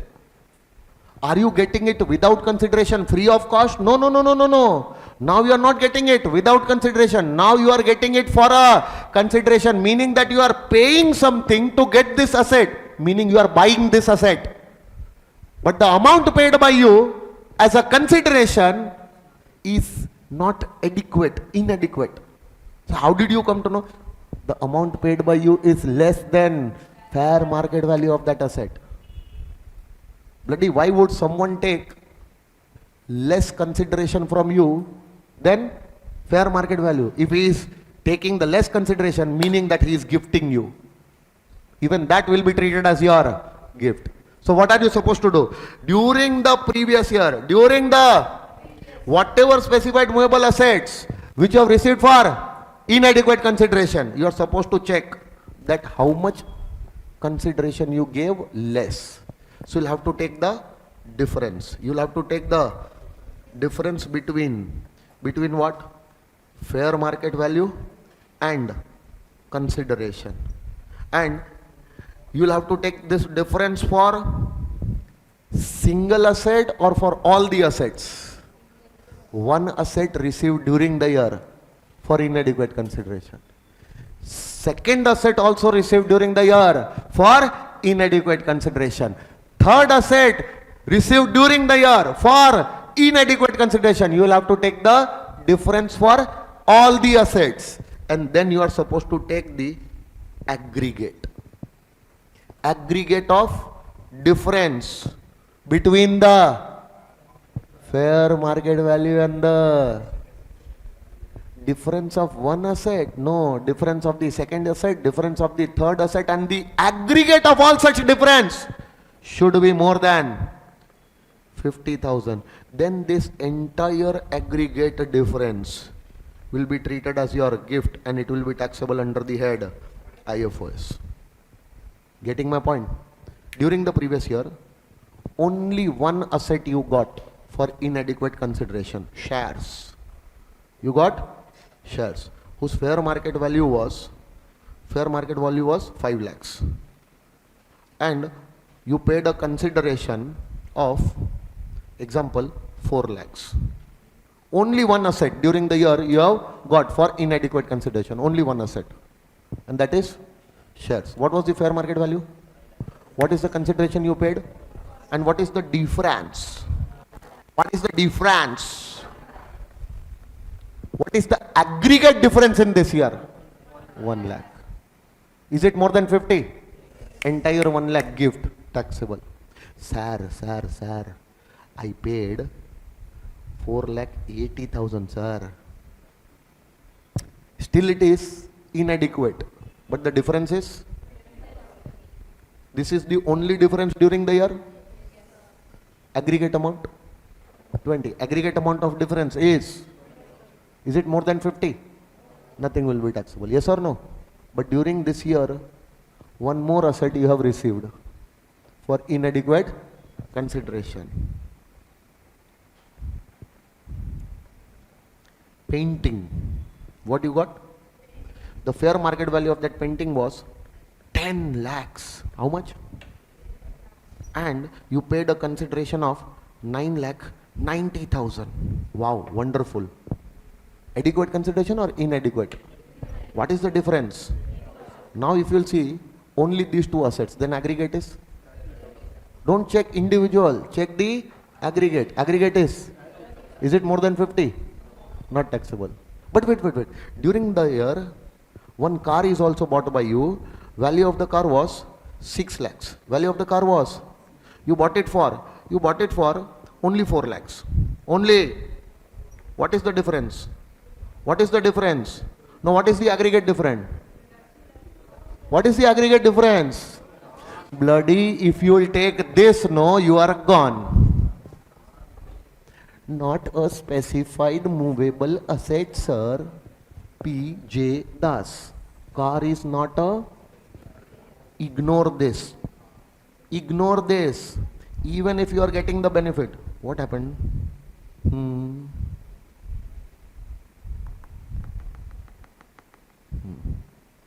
Even if you are getting this, no need to include this difference. Got it? Because car is not a specified movable asset. So even if 2 lakh rupees benefit is there, it will not be treated as your gift, not taxable under the head IFOS. But first two can be taxable under the head IFOS provided the aggregate is more than 50. For example, one jewelry during the year you are getting jewelry. The market value of that jewelry was 4 lakhs. Market value of that jewelry was, and you are getting that jewelry for 3 lakhs only. 3 lakhs. So what is the difference? Is it more than 50? Only this 1 lakh will be taxable, no? Only this 1 lakh will be taxable.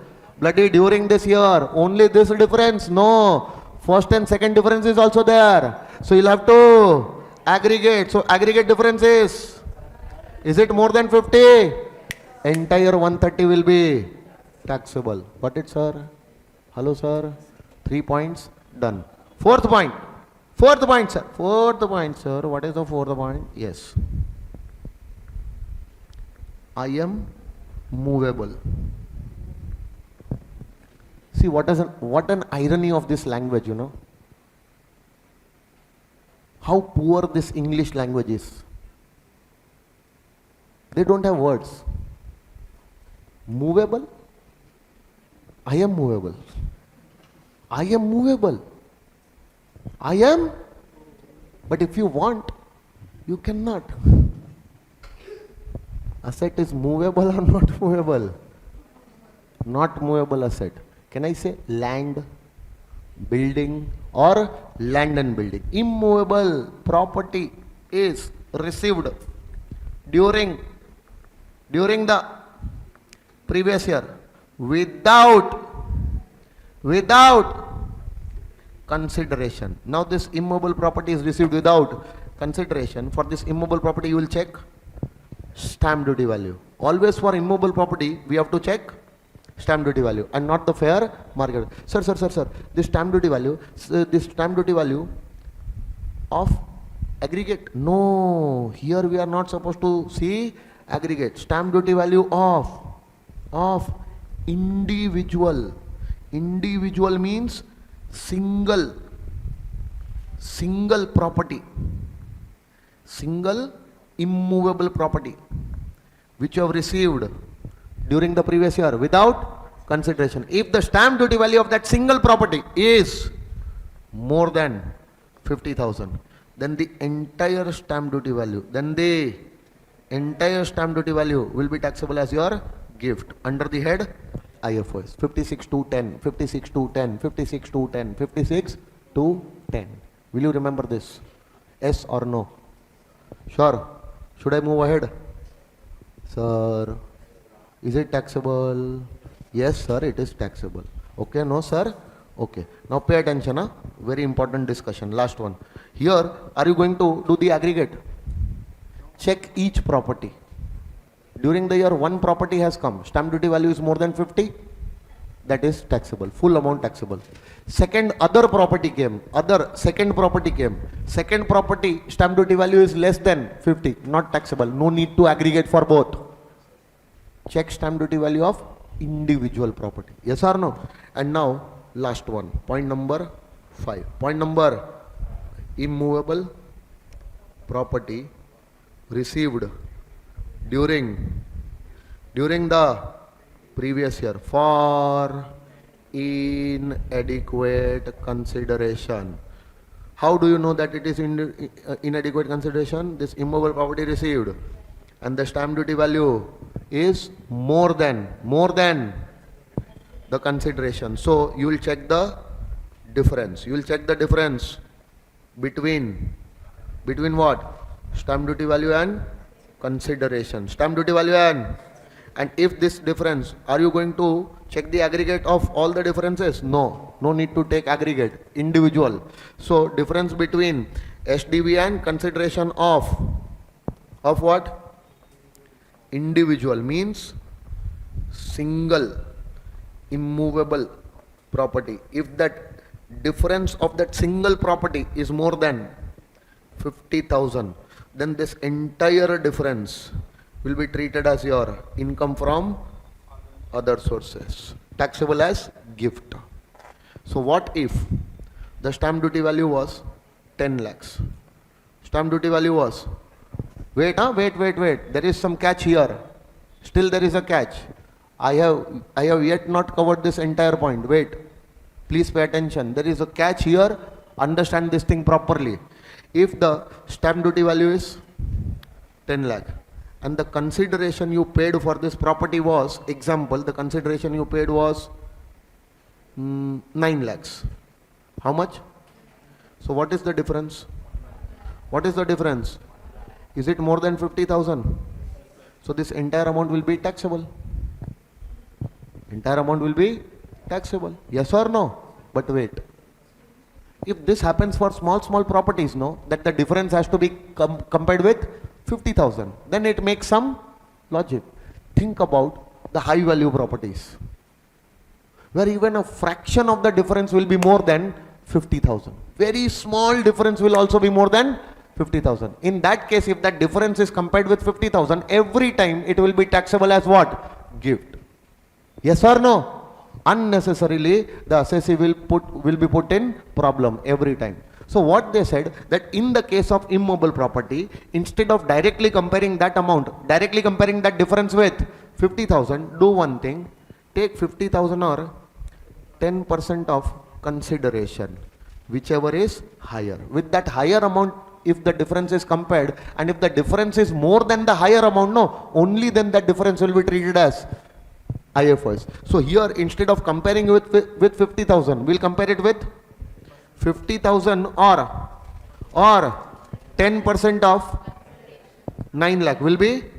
So difference will be compared with 50,000 or difference will be compared with. So 50,000 will be ignored and the difference will be compared with 90. Is the difference more than 90?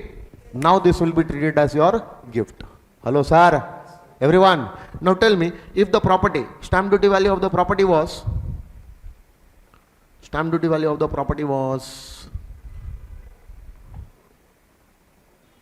60 lakhs. How much? And the consideration taken was 58 lakhs. Is it a difference of 2 lakhs? Yes or no? Just imagine if this difference is compared with 50,000. Is it more than 50,000? Yes. It will be taxable as gift. But it is, if you see the value of the property, if even a very small amount of difference will be higher than 50,000. Getting my point? Then in that case, please don't compare with 50,000, compare it with 50,000 or 10%, whichever is higher. So here the difference will be compared with 50,000 or with 10%. So the difference will be compared with 50,000 or 10% of 58 lakh will be 5,80,000. Comparing the difference with 5,80,000 will be more logical rather than comparing it with. Now check, is your difference more than 5,80,000? No gift. Unnecessary harassment happening to the assessee was stopped by taking that 10%. Yes or no?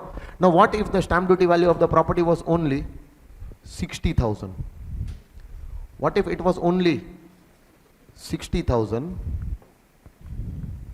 and you bought that property for, no, not 60,000, take it 3 lakhs, okay, and if it was bought for 2 lakhs, what is the difference?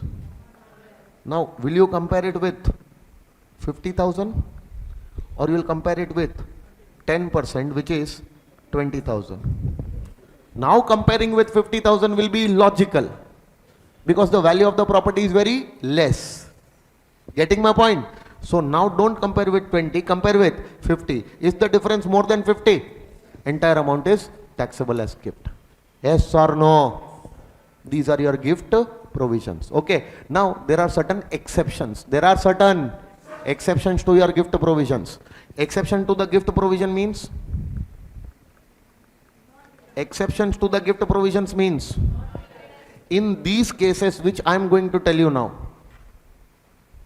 even if the sum of money is given, asset is given, specified movable asset, immovable asset is given, without consideration, inadequate consideration, even if the amounts are more than 50,000, provisions of gift will not be applicable in these cases. In these cases. And the cases are, I am Dr. Hatlo COVID. I am Dr. Hatlo COVID. Meaning, I for inheritance or will. I for inheritance or will. If you are getting anything in inheritance or will, don't consider that as your gift. Gift provisions are not applicable. M for Marriage. Whose marriage? Neighbor's marriage? Or assessee marriage? Assessee marriage for the first time? Or assessee marriage for second time? How many times you want to do, you can do. Is up to you. First marriage, gift received on the first marriage. Taxable or exempt? Exempt. Somebody might have divorced and he is getting married for the second time. Gift received on second marriage. Exempt. Because there is no restriction on the number of marriages. How can we bloody put a restriction on the number of marriage? Hello? Gift received on the third marriage. Still you are getting gifts. People should stop coming to your marriage now. People are coming also and giving you. That is good thing. Is it received on your marriage? Marriage of the assessee. Marriage of the. My marriage is happening and my father is getting the gift. My father will say, I am receiving the gift on marriage. What the assessing officer will say? Appa, is it your marriage? No, na? Your son's marriage. On your son's marriage, if you will get gift, it is taxable for you. See, in many cultures, no, what happens? If the child is getting married, child is getting gift, but the parents of the child also get gift in many cultures in India. Yes or no? So in, our place in Gujarat, etc., when the son or the daughter gets married, so usually the opposite family, they also give gifts to the parents, to the brothers and sisters also. Gift received on your marriage? No, taxable for you. Getting my point? Hello? How many marriages? Any restriction? No restriction. But the marriage should be of the assessee himself or herself, as the case may be. Sir, the marriage is received on the fourth. Sorry. The gift is received on the fourth marriage anniversary. Fourth marriage or fourth marriage anniversary. Marriage happened only once. And every year you repent on that mistake. Shit. Today is that Black Friday. Next year also, shit. Today is that Black Friday. Every year that marriage anniversary will. Any gift on marriage anniversary will not be exempt. It will be taxable. Covered in the exception only marriage. Now see, gift received on the same date on which the marriage was there. Or gift can be received prior to marriage also, after the marriage also. Few days are like that, no, celebration mode. If you are getting married today, so the festivities and the relatives and the known people, they will start gathering and they will start gifting even prior to marriage or after the marriage. It is not necessary that the gift should be received same as on that date of marriage. Date of marriage, no, on the occasion of marriage. If you connect that gift with the occasion of your marriage, then whenever that gift is given, before the marriage, on the day of marriage, after the marriage day, then it will be exempt. Yes or no? But you are getting that gift after 5 years and saying that I am getting that gift on the occasion of my. Don't you think that this occasion was so long? Can you say that the marriage occasion is after 5 years? No, occasion is, recent, nearby to that marriage date, within 1 or 2 months maximum. Yes or no? So then that gift is on the occasion of marriage. Marriage of individual. Marriage of the. So I for inheritance or will. M for marriage of the assessee. D for death contemplation. D for death contemplation means if I am about to die. Just an example, Don't be happy. I am about to die. And I am lying on my deathbed. I don't have any nominees, legal heirs, but by God's grace, too many properties, bank balance, assets, everything I have. But I'm lying on my deathbed. Now I want that all my property should be given to Santosh. Because he offered me Pani Puri. Okay, no? So I'm very happy. Santosh is my relative. So at my, at the time of my dying, I remembered him. That some very relative of mine which stays away from me, he happens to be my cousin's son. So I remembered him, and as my last wish, in contemplation of my death, if I'm giving him some assets or sum of money, then he is receiving that from the payer on the contemplation of death. If I die, all my property will be yours. If I die, my bank balances will be yours. One servant was there who was taking care of me in my last time. If I die, you take this house. If I die, you take this car. If I die, you take this. In contemplation of death of the payer, as a last wish.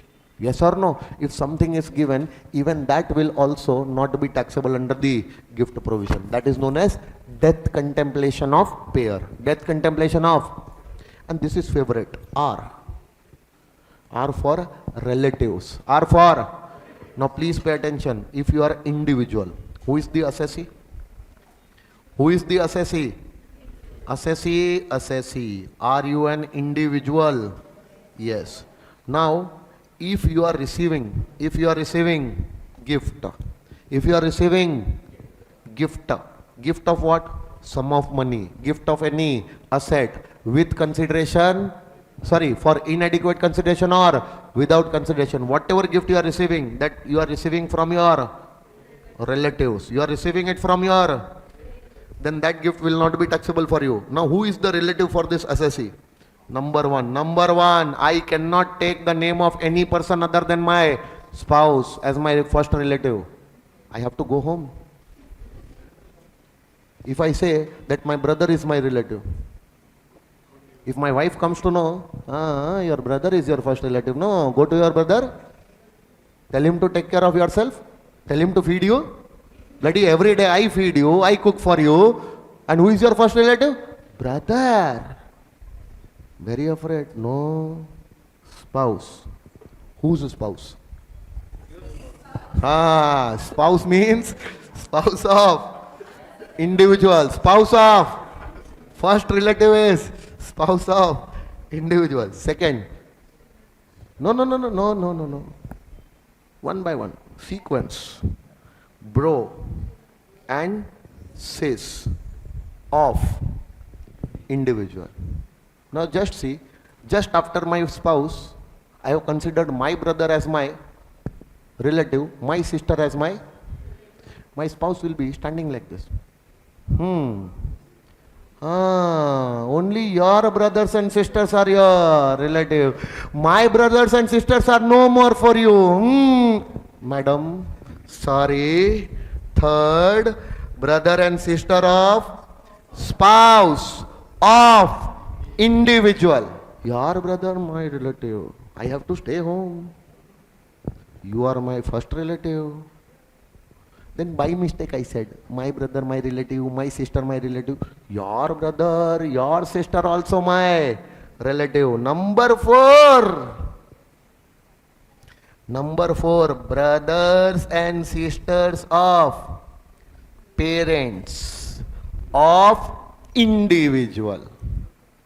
My uncles and my aunts. My mother's brother, my mother's sister. My father's brother, my father's sister. Meaning brothers and sister of my parents. My parents. My parents are not your parents. Your parents are not my parents. Understanding? I will tell this to my spouse. My parents are my parents. They are not your parents in law. Your parents are your parents. Not my parents. They are my parents in law. What is the difference? After all, they are parents, not same. Otherwise, the relationship of spouse cannot exist. Your parents, my parents, same. Then we are brothers and sisters.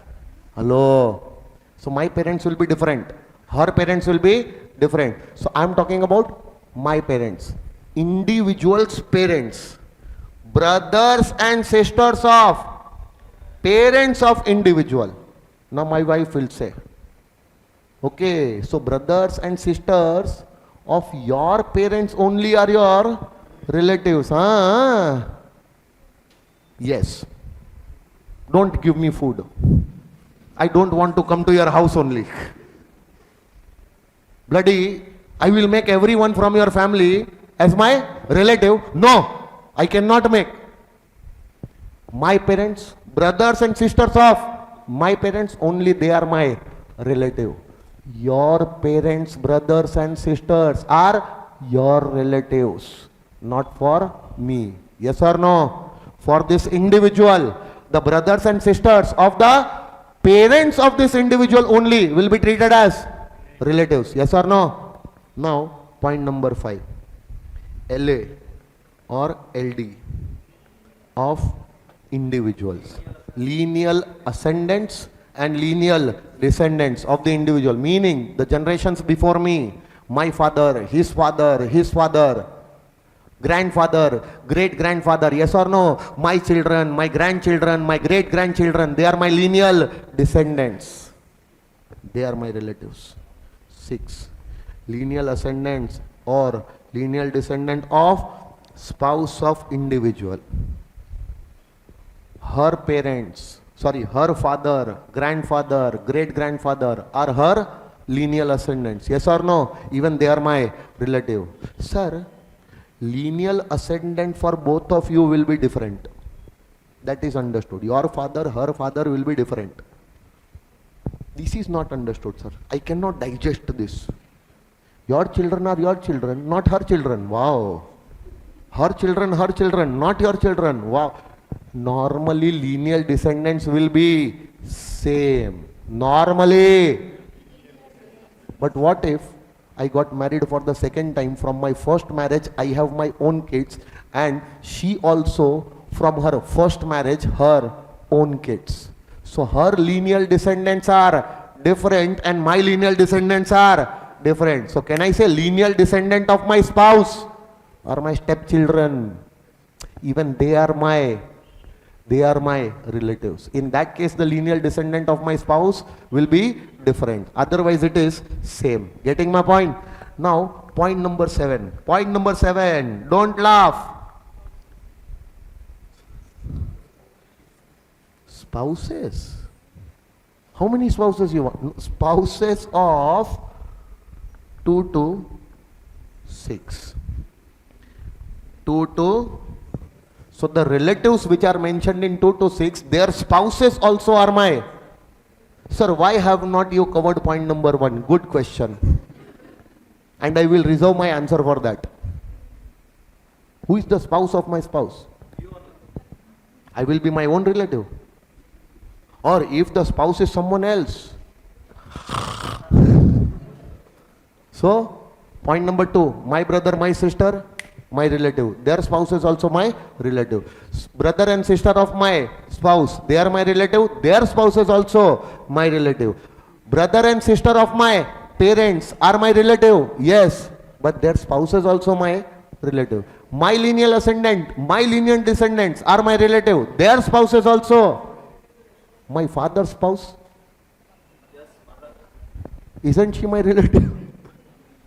My grandfather's spouse, grandmother, my child, spouse, my son-in-law, daughter-in-law, yes or no? Even they will be my relatives. And lineal ascendants and lineal descendants of my spouse, they are my relative, but their spouses are also my relative. So if any of them giving gift to me will not be taxable in my hands. Yes or no? Yes or no? Now pay attention. For me, my mother's brother is my relative. Point number 4. My mother's brother is my relative. For myself, my maternal uncle is my relative. From my point of view. Think from his point of view. For him, am I his relative? If he is an individual, I am his sister's son, nephew. Hello? For him, I am not his relative. If in the question, the swap is done, you are gone. I give him, will be taxable for him. But if he gives me, not taxable for me. This definition is very important. Okay? Go through this properly. Think from the point of view of a recipient. If I am a recipient, they are my relative. But if they are recipient, not necessary, I will be their relative. From their point of view, if they are individual and they are recipient, and if I am giving them, I might not be their relative. Hello, sir. Understood? Okay. Now pay attention. For HUF, if the assessee is HUF, assessee is getting what? Gift.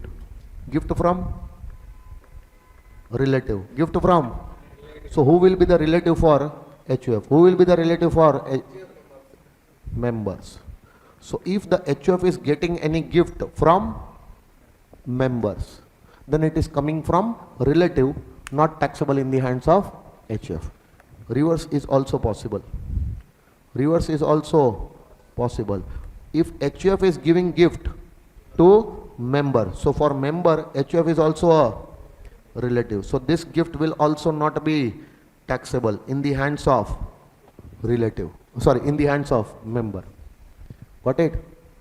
Gift received from member by the HUF, not taxable for HUF. Hello? Gift received by member from the HUF, not taxable for member, because they are a relative for each other. Yes or no? Can any other assessee? Any other assessee who is not an individual or HUF, other than individual or HUF, can they receive gift from relatives? Yes or no? No. The point of receiving the gift from relatives is applicable only in the case of individual and HUF. Company cannot say that I am getting a gift from my relative. Who is your relative?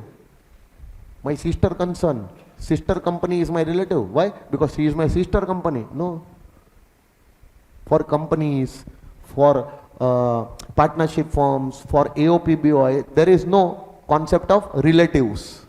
Concept of relatives is only there in the case of individual and HUF. Only they can say that they are getting the gift from relatives, hence it will be exempt. For other assessees, there is no concept of relatives, and relatives are not defined for them, meaning that they cannot say that they are getting gift from relatives, hence the gift is not taxable.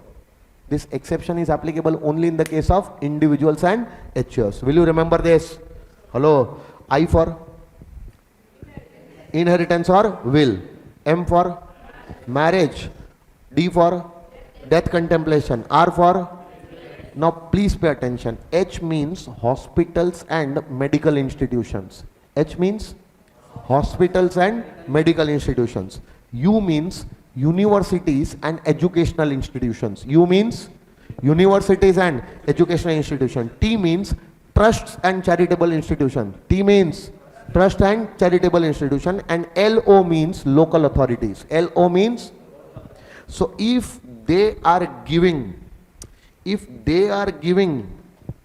any sum of money, any assets to any person, or any person is giving sum of money or assets to them, will not be taxable as gift for each of them. So if they are giving to some person, it is a help extended by them.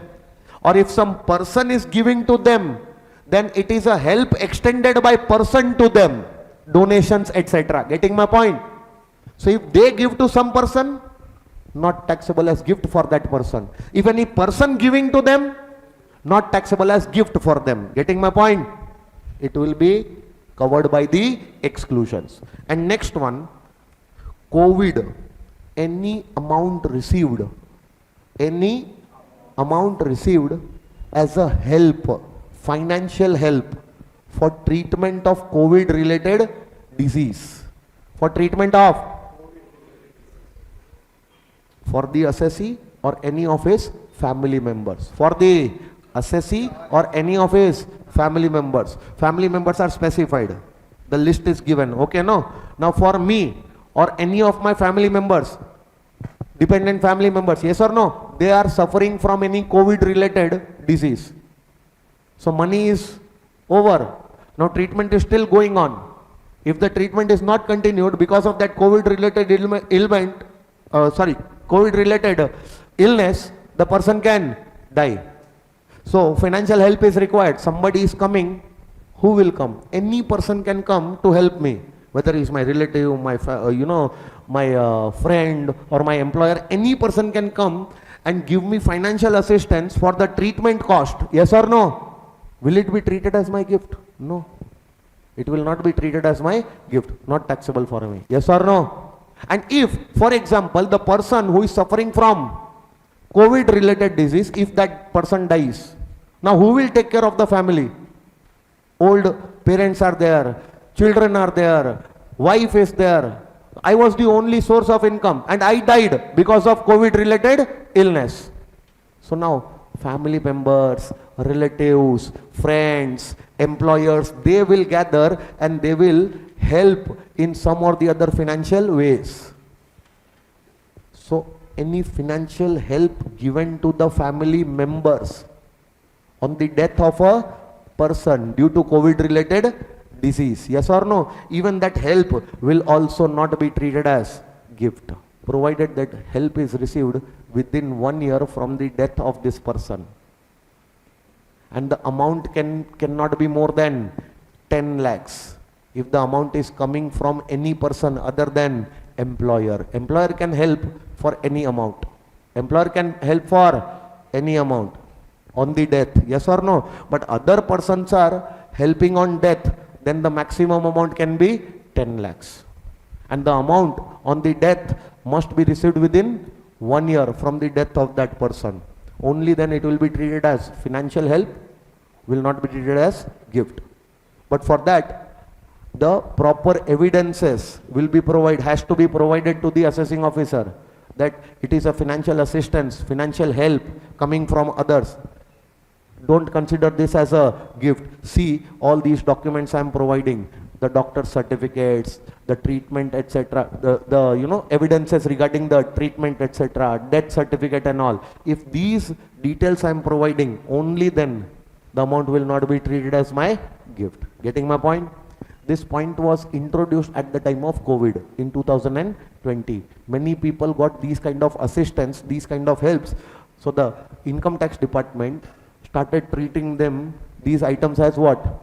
Gift, and started taxing it in the hands of assessees. So many people actually were, genuinely getting these amounts. They were getting harassed. So they introduced this exception in the exceptions to gift. Yes or no? Then COVID was 19, no? COVID-19, no? No. COVID 47. Section 47. Exempt transfers. Do you remember HUF on partition giving asset to members? Exempt transfer under section 47 in the hands of HUF. Will it be treated as taxable gift in the hands of? Will it be treated as taxable gift in the hands of member? No. A subsidiary company, 100% subsidiary, transferring assets without consideration to its parent company, that transfer is exempt. Holding company, that transfer is exempt to subsidiary company. Or holding company transferring its capital asset without consideration to its 100% subsidiary, that transfer is also exempt under section 47. The transferor company is not liable to pay tax on the capital gain. Capital gain is exempt. Section 47 gives the exemption. So if the transfer is exempt in the hands of the transferor, that does not make that recipient the taxable person for that gift? Yes or no? For recipient also, that transfer will be exempt gift. Getting my point? So there are certain transactions written in section 47. Because of those transactions, if the capital asset was gifted, so the transfer was exempt in the hands of transferor, accordingly that will not be treated as taxable gift in the hands of transferee also. Will you remember? Hello. These are the exceptions to gift provisions. These are the, and I have connected this gift provisions to capital gain also yesterday. 49.4. If you are getting some asset as a capital asset, and for that the gift provisions are made applicable to you, then whenever you will sell that asset in the future, what will be the cost of acquisition of that asset? Will you take 49.1? No, you will take 49.4. Whatever amount of fair market value, whatever amount of stamp duty value of that asset which is considered for you to calculate your gift amount under the head IFOS, that entire fair market value, that entire stamp duty value will be deemed to be your cost of acquisition of that asset, which you are going to claim as a deduction. Don't apply 49.1 in that case. Yes or no? Now tell me, you have bought some shares for rupees 1 lakh. You have bought some shares for 1 lakh and the fair market value of the shares was 3 lakhs. 2 lakh rupees. Is it more than 50? Entire 2 lakh will be treated as your gift if it is not coming from a relative.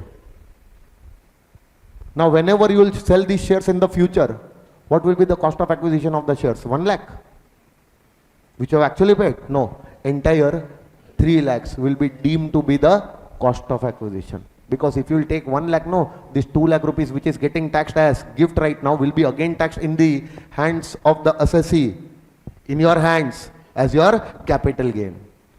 How much amount you paid right now? 1 lakh. 1 lakh was your actual cost. You should have taken 1 lakh rupees as your cost of acquisition. Only if the gift was not taxed in your hands, only then take that actual cost of 1 lakh. But if the gift is already taxed in your hands, then don't take this 1 lakh. Take the entire fair market value which was considered to compute the amount of your gift, taxable under the head IFOS. But what if 3 lakh rupees of shares you have received without consideration? Then entire 3 lakh was taxable as your gift if it is not coming from relative. So don't take 49.1. Don't take entire 3 lakh. You will take as your cost of acquisition. 49.4. Yes or no? But if the gift amount of 3 lakh is not taxable in your hands, why? Because it was coming from a relative. Are you charged for this 3 lakhs? No. Then go for 49.1. Cost to previous owner. Got it? Hello, sir. If you are receiving the amount, if you are receiving the asset as capital asset, if you are receiving the asset as capital asset, only then the gift provisions. All these 5 points are important. Forget about these 5 points. Gift provisions will not be applicable in your hands if you are receiving that asset other than capital, as an asset other than capital asset. For example, now pay attention, a very important point. Now this is Mr. A. This is Mr. A. And this is Mr. B. Mr. A is giving some jewelry whose fair market value right now is 4 lakh rupees. Right now 4 lakh rupees. And Mr. B, see, Mr. A is giving the jewelry, Mr. B is taking the jewelry. If without consideration is there, then this entire 4 lakh will be taxable as gift in the hands of Mr. Provided for Mr. B, it is coming as a capital asset. Provided for Mr. B, it is coming as a capital asset. So for Mr. B, the jewelry was capital asset and Mr. A was not a relative. Hence for Mr. B, 4 lakh will be taxable. Yes or no? But wait, if Mr. B is buying this jewelry, from Mr. for a consideration of 3,10,000. How much? How much is the difference? Is it more than 50? This entire amount will be taxable in the hands of Mr. B as his IFOS income. Only if Mr. B is taking this jewelry as his capital asset. Only if Mr. B is taking this jewelry as his capital asset, only then the gift provisions will be applicable and this 90,000 will be taxable in the hands of Mr. B. But wait, Mr. B is a jeweler. Mr. B is a jeweler. Will he take the jewelry as his capital asset or he will take it as a... He is not taking this as his capital asset. He is taking it as his... This 90,000 will not be taxable under the head. Gift provisions will not be applicable for Mr. B. Why, you know? Simple logic. What he has taken as his. So is he going to sell this stock in trade in his business? Hello? He will sell for 5 lakhs. What cost he will reduce? This 90,000 which could not be taxed right now will be automatically be taxed under the head PGBP. Anyways, bloody he is going to pay tax on this 90,000 under the head PGBP. Then why to charge this 90,000 again under the head IFOS? And very soon he is going to pay tax on that 90,000 under the head PGBP because it was stock in trade. If it would have come as capital asset, he would not have paid tax on this amount very soon because the asset is coming as...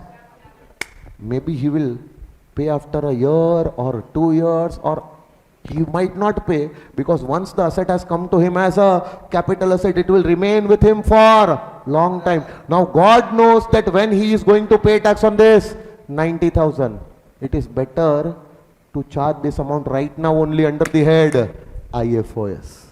Hence the IFOS gift provision says that the amount will be treated as your gift only if you receive that asset as capital asset. Got it, sir? This is the end of your gift provisions. Okay, so we'll meet after a break of 45 minutes you take, and after that we are going to start with computation of total income. Or else what I'll do, I'll give you a fast introduction about both the topics, set of carry forward and clubbing, and then we'll enter into computation of total income. Okay, see you after 45 minutes.